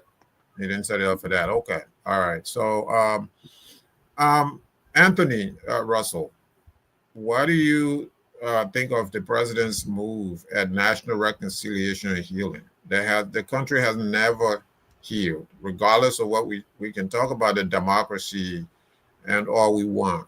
We can talk about, as the president said, we're peaceful. We've been having peaceful election. However, people are still broken.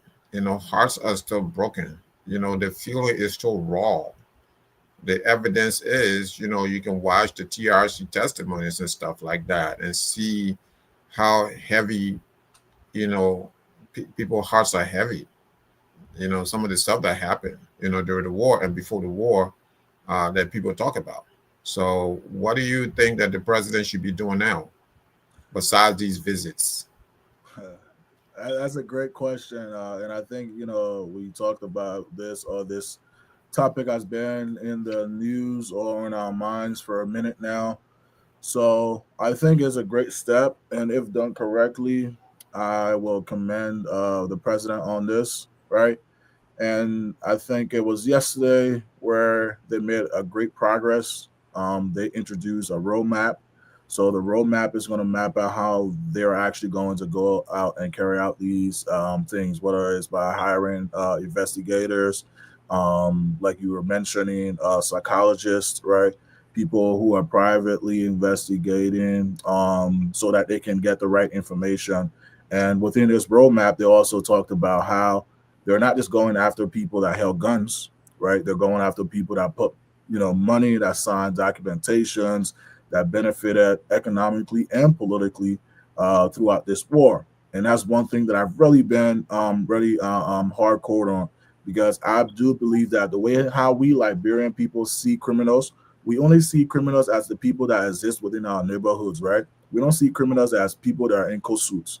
Those are the people that we have to be very, very afraid of, and we have to criticize them, because the people in the coat suits are the people that really, really mess this country up worse than we can even imagine, right? The people, the kids that are holding guns, those are just collaterals. They're just damages. Even though they're inflicted, they're hurt, they're damaged. But the people that actually benefited from this war, we can see them today with political power. We can see them today with economical power. So I feel like those are the people that he should also go after once this roadmap is set up.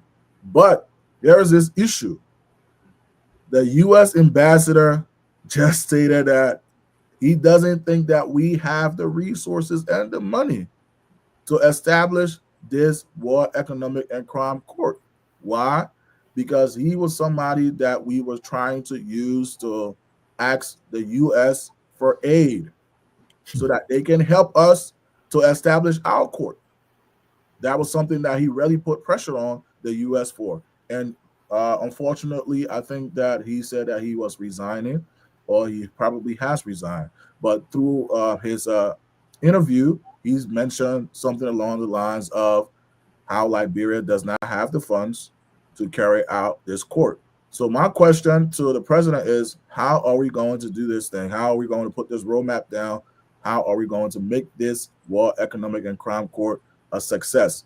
Because we truly need this. The Liberian people need this. Without this, we cannot move forward. There will still be people that are going to be benefiting from us that have hurt us the most, and we will just keep going on, and that sword will be on our foot. We will not address it. It will get big.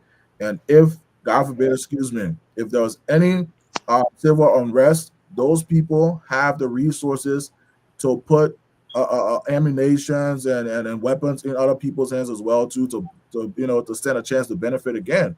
So we have to show people that it is not a good thing for them to put ammunitions in people's hands. And we have to establish this court. But like I said, the court has no money. And the government has no money, and I'm trying to understand if they did come up with the money, if it's through aid, what is it that we're giving up? And if we cuff up this money from our budget, where are we taking that additional extra funds from? Is it going to be from the lawmaker's salary that say that they care about us, they're trying to make the laws? I will hope that it's from their salary, but knowing them, that stuff it won't happen. They're not willing to cut their salary down. Thank you. Thank you. That was my point. Yeah. Thank you. So, Pastor Salif, I'll come to you. Same question, maybe in a different way too now.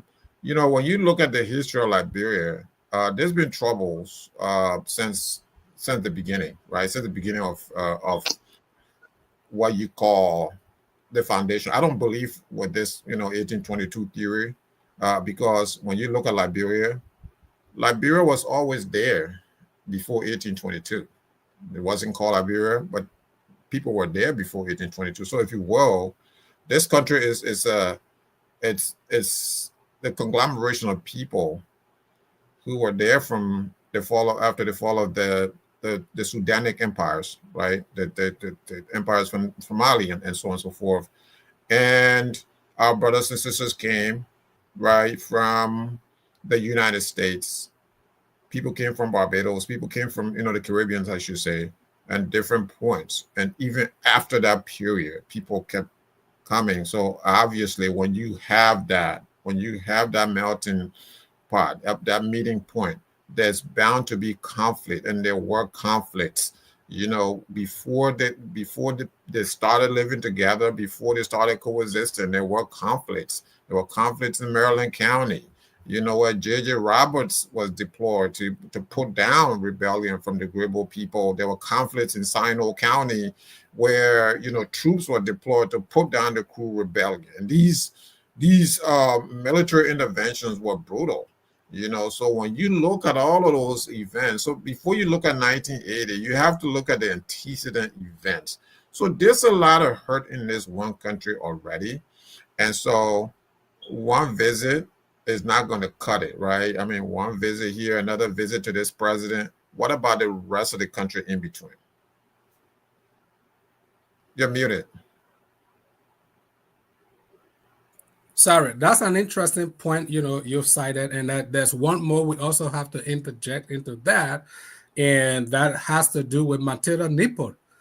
When we celebrate Thanksgiving in Liberia, normally I don't celebrate Thanksgiving in Liberia because I think it's a travesty of justice, because the historicity of Thanksgiving in Liberia came from Matilda Nipot when the settlers, the men, were out of the colony, and the natives kind of tried to ransack. That is the history. We don't know if they went to ask for food or if they went to do anything nefarious, but we know they came. And there were no men, and the cannon was there. And Matilda Nipot, from the history we got, told them to stand in front of the cannon, took her pipe, took the fire, put it there, and blast all those people in pieces. We celebrate that as Thanksgiving for God saving the colony. We even name a street in honor of Matilda Nipot, Nipot Street. And we celebrate those, and we should celebrate Thanksgiving for murdering the native Liberians that they met there. So there's so many things. And then that's why I hate selective outrage, because as bad as it was, those 13 people Samuel Doe murdered, nobody talks about the amount of native Liberians those 17 people also murdered before they took over power. Wait a second. Wait, let me ask you right there. You said these 13 people also murder people? You have their ancestors. Their ancestors. You have evidence of this? I said their ancestors. Okay, all right. When the settlers came, they murdered native Liberians too. The sins of their ancestors. Exactly. So we're only looking at what happened 1980. We're not looking at what happened before 1980, just like you properly set the scene. So I want to commend JMB. What JMB has done by giving Samuel Doe a befitting burial is 100% commendable. So you and Elvis agreed. You're Elvis' friend now. Oh no, Elvis is my man. We know the show can be hard sometimes. Elvis always on my side. Today is just different. Elvis and me, we always agree. Today just different. Y'all live around the same state. I think y'all live in the same state. I don't know. Yeah. So that is why George Weah should have done, who pretended that Samuel Doe was his father. He should have done that. But JMB did it. He did it for Talbot. It shouldn't end there. This is what I think we should do. We need a national monument, because we cannot do everything case by case. There's so many people that lost their lives. Just the war alone, we're talking about 250,000 people, over 250,000 people. We can't go family by family to bury each dead. But JMB can also create a national memorial, a national monument to commemorate, like we had the unknown soldier in front of the executive mansion, we can have a national monument to commemorate all the innocent lives that have been lost from 1822 up to present, and say, okay, we can go family by family, but at least we erect this monument so that we can know that we don't want to go back to the past. So JMB is on the right track. I commend him for that. When he does well, I will always praise him. When he doesn't do well, I will say it, and I've been very consistent in my approbations on this show of JMB, but also I have been consistent in my criticism of JMB. So it should not end there. We need a national memorial. Thank you. To commemorate all our Thank you. Dr. Pearson. So in 1980, a group of guys, got up one morning, and that's really not, that doesn't tell the full story, right? But the full story is shrouded in some kind of mystery, right? But anyway, the group of guys get up and they shoot into the executive mansion. They murder the president. 10 days later, despite pleas from other African leaders in the region, 13 men were, murdered by firing squad. They weren't given due process. There was a kangaroo court. Okay, and Liberians celebrated this. They jubilated in the street. Liberians have not, I don't know if we understand what that meant.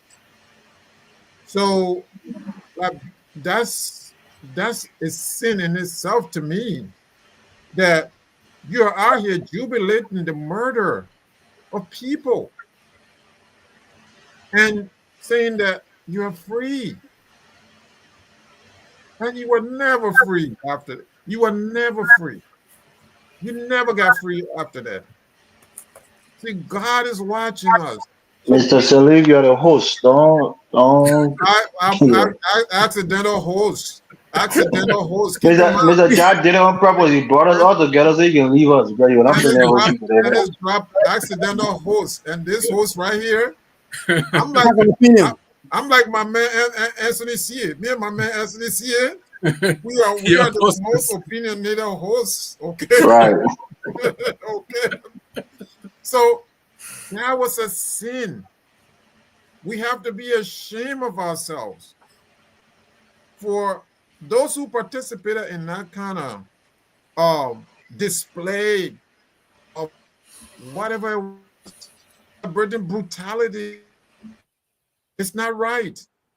So tell me, what do you think? What's your conception of reconciliation? How can it be achieved without justice? You think this is going to cut it?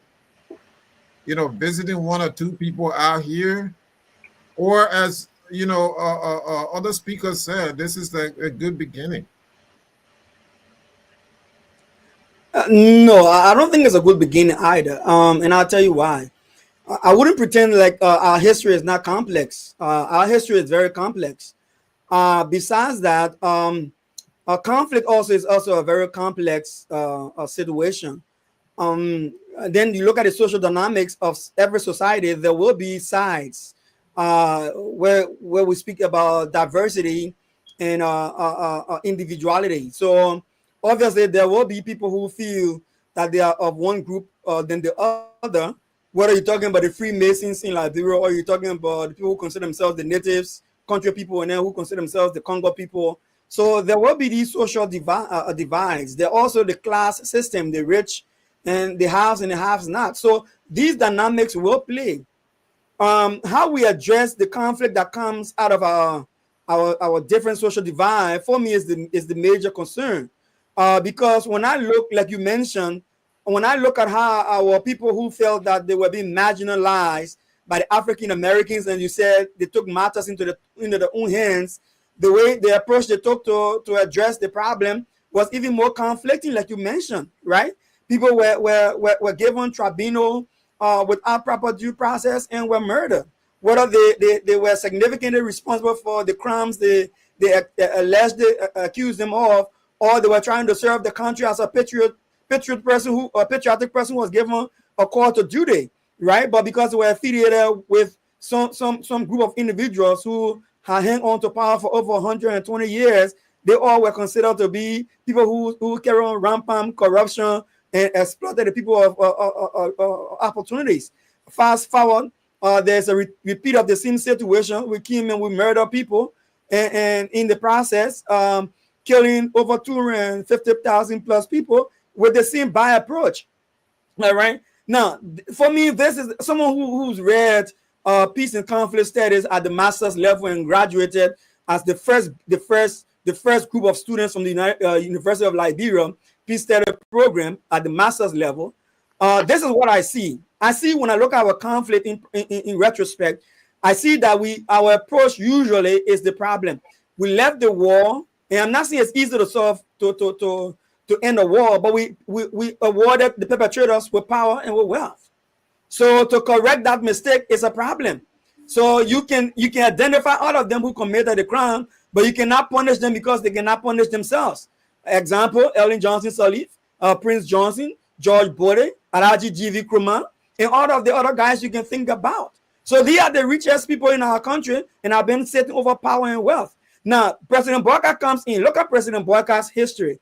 President Boakai served under President Doe, right? President Boakai is Doe's friend. He said it plain and blank. He said he admired Doe. Doe was his friend. He was young and he saw Doe and he worked with Doe. So now President Boakai feels obligated to give Doe a decent burial when Doe does not even have a body to bury. But at the same time, I lost my father in the war. I cannot find my father's body. I do not know where my brother who I lost in the war, I cannot even find his body. I'm not buried him yet, and I have not gotten to that closure myself. So how can President Boakai begin to bury the nowhere body to be found, one of the perpetrators of our conflict, when the victims cannot even find their own loved one's body? Am I saying it is a wrong thing for President Boakai to identify with his long-time friends? No, he can identify with long-time friends, but it can be on a personal level. But I have seen and quite clearly that we've not addressed the core causes of the core cause of our war. We've not even written the history right. President Boakai writing Gazette for warlords who've died and people who committed mayhem and glorifying them in the Gazette, and which is becoming part of our history. And those histories are wrong, like Pastor Sirleaf Regda put it. Mantida Nimpo is in history, but for the wrong reasons. And then we gave her a holiday to celebrate her. President Boakai gave President Doe a whole day to parade an empty casket in Monrovia with public money when the victims were supposed to stay along the road and clap for the perpetrator. Is that something we should worship and say it's a good start? For me, it's not a good start. And it's the regular general memorial service that was held for the plebeians. It was just a general service for the plebeians.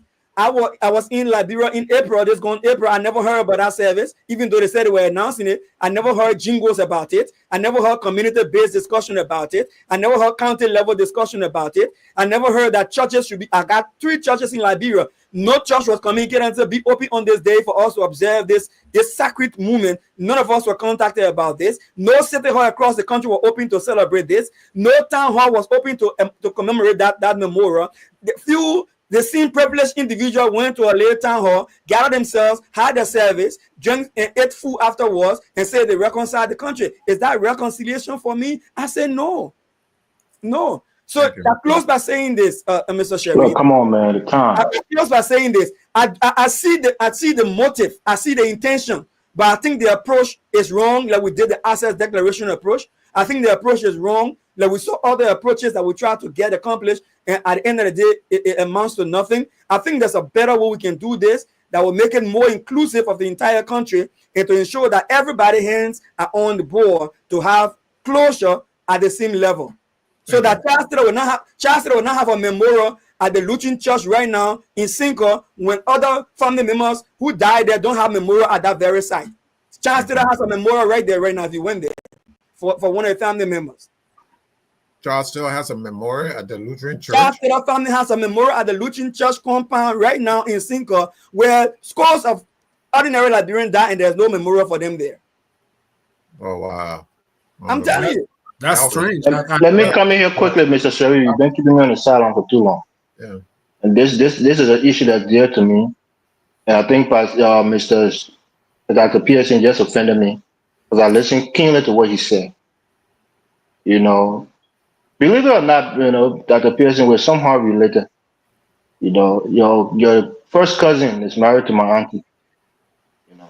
My auntie from one mom, one pa, her sister is my mother.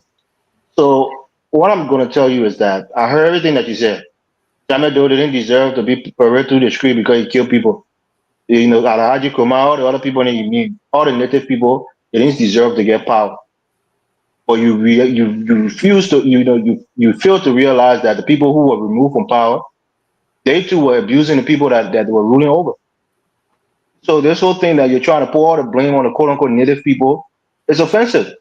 That's why reconciliation is needed, because people like you, when you come and give the history and you try to give the context, you want to point the finger to the native people and make it seem like they were the terrible ones. They were the ones that committed all the crimes. People who, like the Dennises, the Chessons, those people who benefited. No, please. I didn't interrupt him, Mr. Sharif. Don't let him interrupt me. Don't let him interrupt me. Don't let him interrupt me. Those people who benefited generationally from the abuse of the Liberian people who are in power, you got nothing bad to say about them. The John T. Richardson, who are with Charles Taylor, who brought the war in Liberia, who benefited from Charles Taylor, he a Congo man. You ain't said nothing about him. But only the other native people you know how to call the name. The Congo people, they're hating. They own a name. You can't call it. The reality is President Boakai did the right thing. He's trying to reconcile. Should Toba get a memorial? I say, hell no. Hell no, he shouldn't get no damn memorial. When he sent the troops out there and killed people during the riot, why should he get a memorial? Why should he get a memorial? He shouldn't get a damn memorial. You talking about Samuel Doe. You didn't mention Toba. Did you mention Toba that people die on his watch? Did you mention it? Don't make me moderate you. No, what do you mean moderate me? You ought to moderate me. Don't tell me that. Don't make me moderate you. What do you mean by that? What do you mean by that? Don't tell me don't make me moderate you. What's wrong with you, man? The fact there is, when you're talking about people, you got to be fair. This is the same native Congo thing that we don't want to bring on the platform. Some of us we try to be measured, but we see your bias. We see your bias. You mention all the other native people. You don't mention the Congo people. Who is Toba to get a memorial over Doe? Did Toba get a memorial over Doe? Did you mention that people were parading him in the street too? The people that died during the rights riot, should they have a problem with him being paraded through the street? Of course. So don't talk outside of one side of your mouth. Other people here too got mouth to speak. You come in, you're trying to make it seem like the native people did all the wrong, and Joe shouldn't get a memorial because he killed people. Toba to kill people. You know that? Don't you know that? Don't you know that we're beating people in info stocking? Elvis, what's your solution? Don't you know that we're belittling the natives? Don't you know that? Elvis, what's your solution? My solution is people shouldn't be hypocrite. If they want reconciliation, they have to speak on both sides of the issue.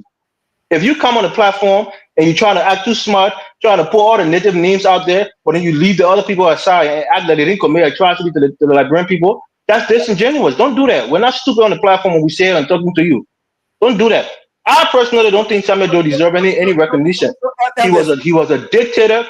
He was a despot, and he was a terrible person.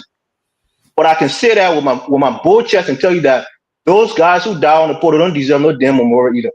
They ill-treated the Liberian people. Toba was there threatening people with death, that he was going to kill them when he left the country. People in post stockade sitting down there getting flogged every day.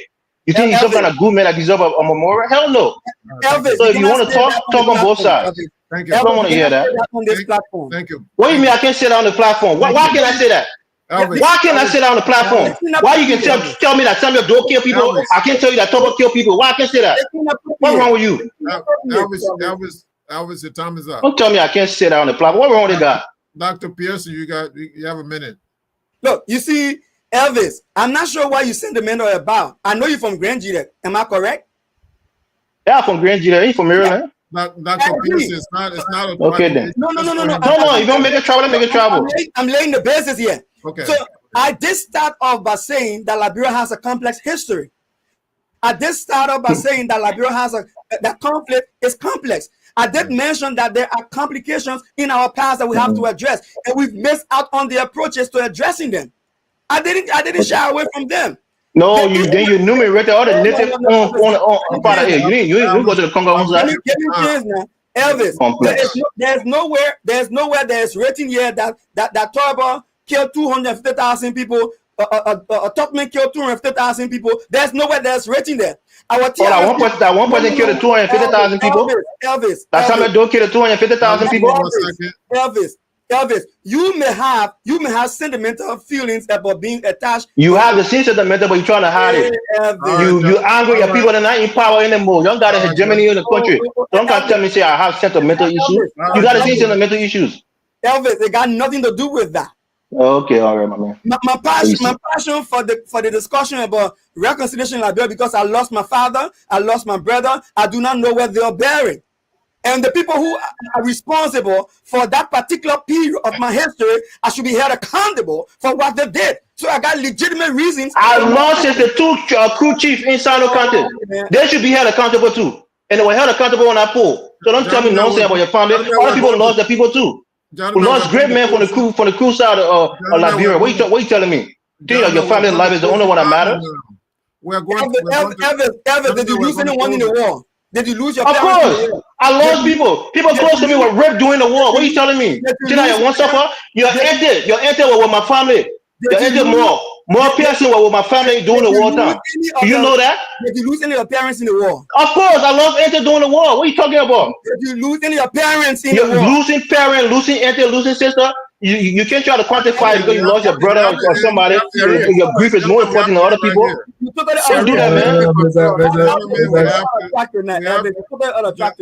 Yeah, my man, don't do that. We try to be cautious on this platform, but when you try to be disrespectful to other people, then myself, I will talk to you that kind of way.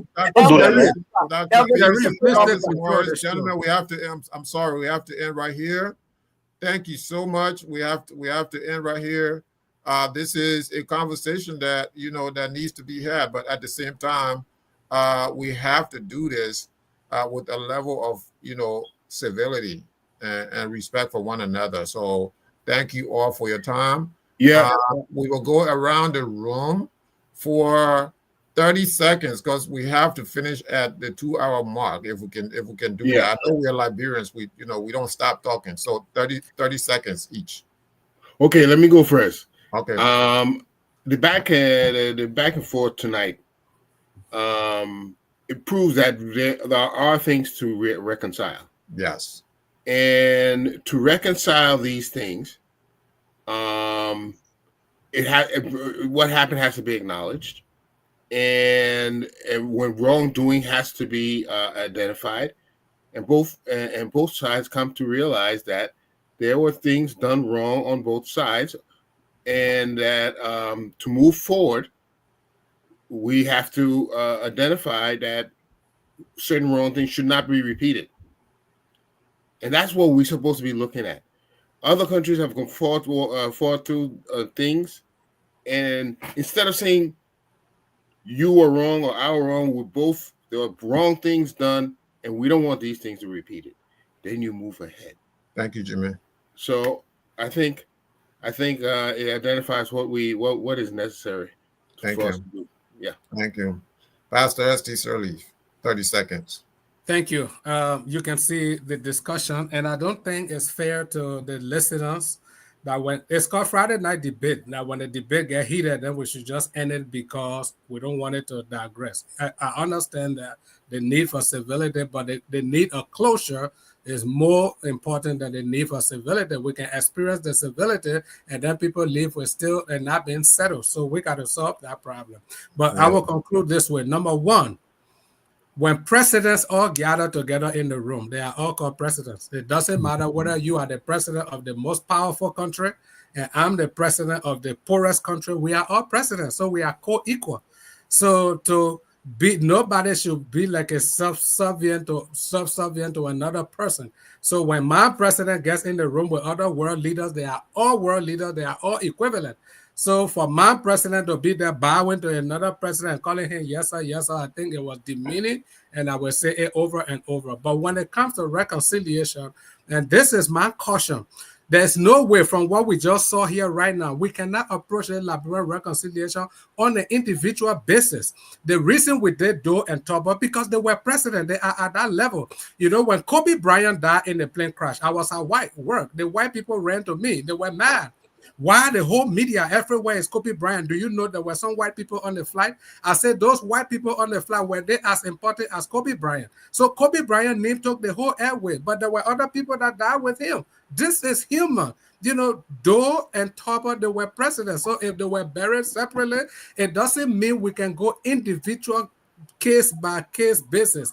Let's build a national memorial, because if we go individually, then nobody deserves to be recognized, because I'm a native born. I'm not going to recognize native people who murdered my people, who subjugated us, who made us. We could not go to the same school with their children. The only time we had opportunities, we had to take their names to go to the same school their children went to. That was a soft apartheid that was in Liberia. So I would say they should not be honored. The native, the American Liberian will say, oh, because of what happened to the 13 people, they should not be honored. So we cannot go individual business. Let's build a national monument and let us put the past behind us. That's a great point. Dr. Pearson. Thank you for the show tonight, and thanks to our listeners out there and my fellow panelists. Now, I think when we come on the show, we can be civil in our disagreement, and I don't think anyone should be insulting another panelist or showing aggression because you feel your points are not getting through. And I would say this: I think Liberia missed an opportunity when it comes to the conference, the business conference that was held in Southern Africa, where African leaders, at least 12 of them, made that trip, and they left from there with something to take back home to the country. And we focus on coming to America like Eddie Murphy and yell from the street corner, I have a good English, and you come back home and people celebrate you. I mean, that didn't do anything for us. Like Glennie said, I hope that we have time to show that something came out of that. But I think looking at the guys we have from Unity Party, if anything good came out of there, it would have been announced even before it got cold from the fire. And last but not the least, when it comes to reconciliation, I think it is wrong, absolutely wrong, to begin with the perpetrators trying to find closure for the country. You must begin with the people who are the victims. And the victims should be inclusive in the process of reconciliation and healing. You cannot begin with the perpetrators that we did with the peace process, with the warlords, and they came to become the powerful people and the most wealthy in our country today. Thank you, Doc. Elvis. All right, thank you, Mr. Shirley. Let me tell you this, right? My grandfather and grandfather, not my human grandfather, my great grandfather, they used to sit him in the sun and make him look at his son for not paying her tax. They used to do that to him. There's anger in that country. There's palpable anger in Liberia from a specific part of the country, maybe. Maybe from my region of the country. We're fighters. We're not people that are going to be subjugated on anybody. We'd rather die than to be slave or to be subjugated to anybody. Now that we are somewhat civilized, we look back in hindsight and say, yeah, you shouldn't have killed those people. It was the wrong thing to do. That's what a civilized person would say. But when you tell people that why you killed the 72 chief, oh, they were being rebellion, they were doing uprisings, that we had to kill them. That the civilized people telling us that. Civilized me. No, civilized is that you should use common decency and morality and try to make just decisions rather than just killing people like what Samuel Doe did. I think it was uncivilized to kill those people. What I'm saying here is that be sensitive to the feelings of other people. You're a doctor, you're a PhD holder, I respect you. But people know me on this platform. I speak freely, I have no fear of anybody. I'm very respectful of people who are respectful to me. Me and Mr. Eastman, I've never had any conflict on the panel. You show me respect, I show him respect in the same vein. But when you're talking to a native person, a crime man from Grand Judea County, don't try to belittle me, telling me you will moderate me. What do you mean by that? I'm a grown man. I may be young, but I'm in my mid-30s. I'm not a child. Thank you. So don't disrespect me. We can be respectful to each other, but don't disrespect me. Thank you for the show. Thank you. Brother Russell. So it's a rough night. You're just taking all this in. The young man. Friday night debate, Anthony. It's a rough night. Maybe myself, I was trying to get into some trouble. But I will say that as Liberians, we have to seek trade amongst our within our our African region. We have to stop going far away, trying to look for means. Knowing the history that we have with a country like America, and the exploitation. I'm not saying that other African countries are not going to come and exploit us, but there are ways in which we can look for partnerships, right? Where we can get on the level of people that are on our level to try to do mutual trade with them. Us going to America and begging for a survey would not be the same thing as us going to, let's say, Angola and looking for a company out there that does a survey, right? So we have to understand that if we go to America and beg for a survey, that means that we're giving up something. Nothing is free. That's what I want for our people to understand. Nothing is free. And lastly, about the issue with the World Economic and Crime Court, I've already given my point of view on this. I think that if it's left with me, we really have to be very, very clear and transparent and honest with ourselves. Liberians, I don't feel like we are ready to forgive and forget. We're not ready to actually put all the everybody's dirty laundry on the table yet, because when we bring up certain issues, other people will not acknowledge that. They will go ahead and say, but what about this? Someone telling their true feelings and emotions of how the war makes them feel should not be a point for you to counter that person's emotions to say, well, what about this? And the same thing as well too. You should not be able to say some things one-sided, knowing that it is going to bring up bad blood between you and someone as well too.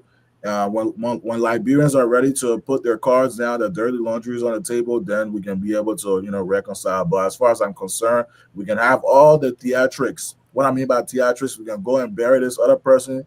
We can bury anybody that we lost in the government, right? We can give them a state funeral. It's not going to change anything. The real change comes from within here, and we're not ready to start that here. All of that is just a bluff. We will come back 20 years from now, and we will still be having the same conversation about what happened during the war, who brought this, what happened, and it's not going to lead us anywhere.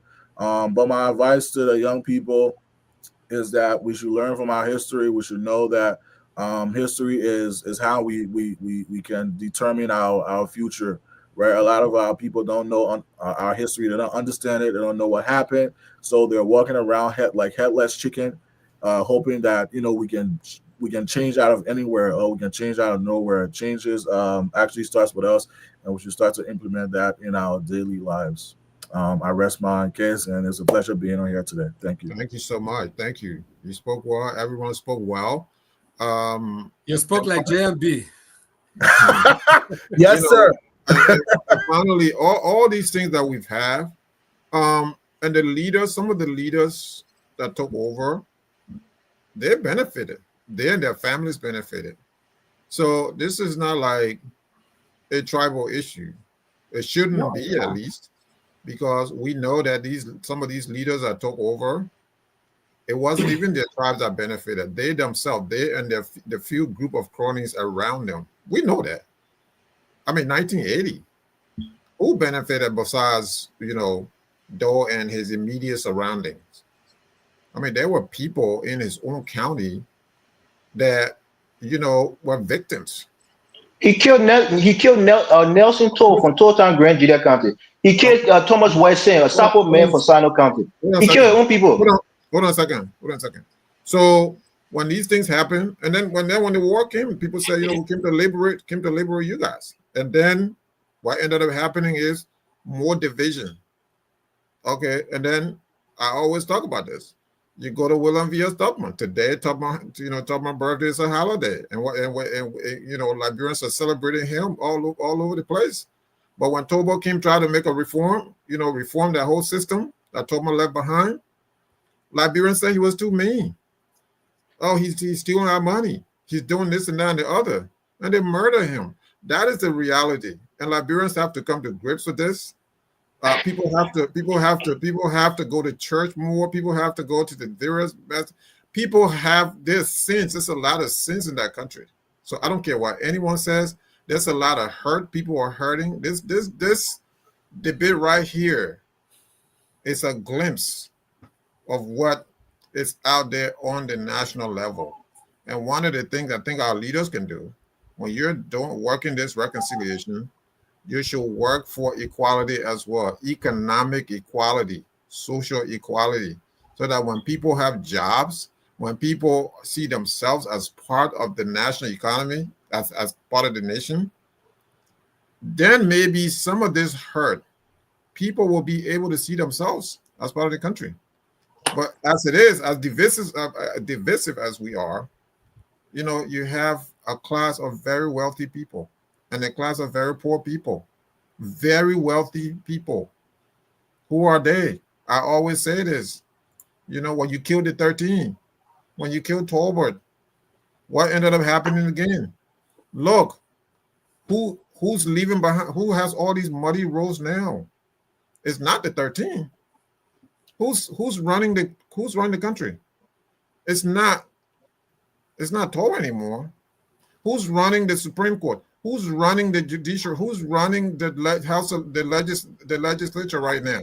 It's not these other guys anymore. So it's the natives now who, when they sang the other time, this other person born rogue or whatever, we have to look at ourselves as well. So let's be honest with ourselves and have a frank discussion about this. That's where I want to leave this. I want to thank you all so much. Thank you, Jimmy. Thank you, everybody. Pastor Saliv, Brother Russell, Elvis, Dr. Pearson. Thank you. We want to close on this note. We are all Liberians. The people. We are Liberians. Liberia is our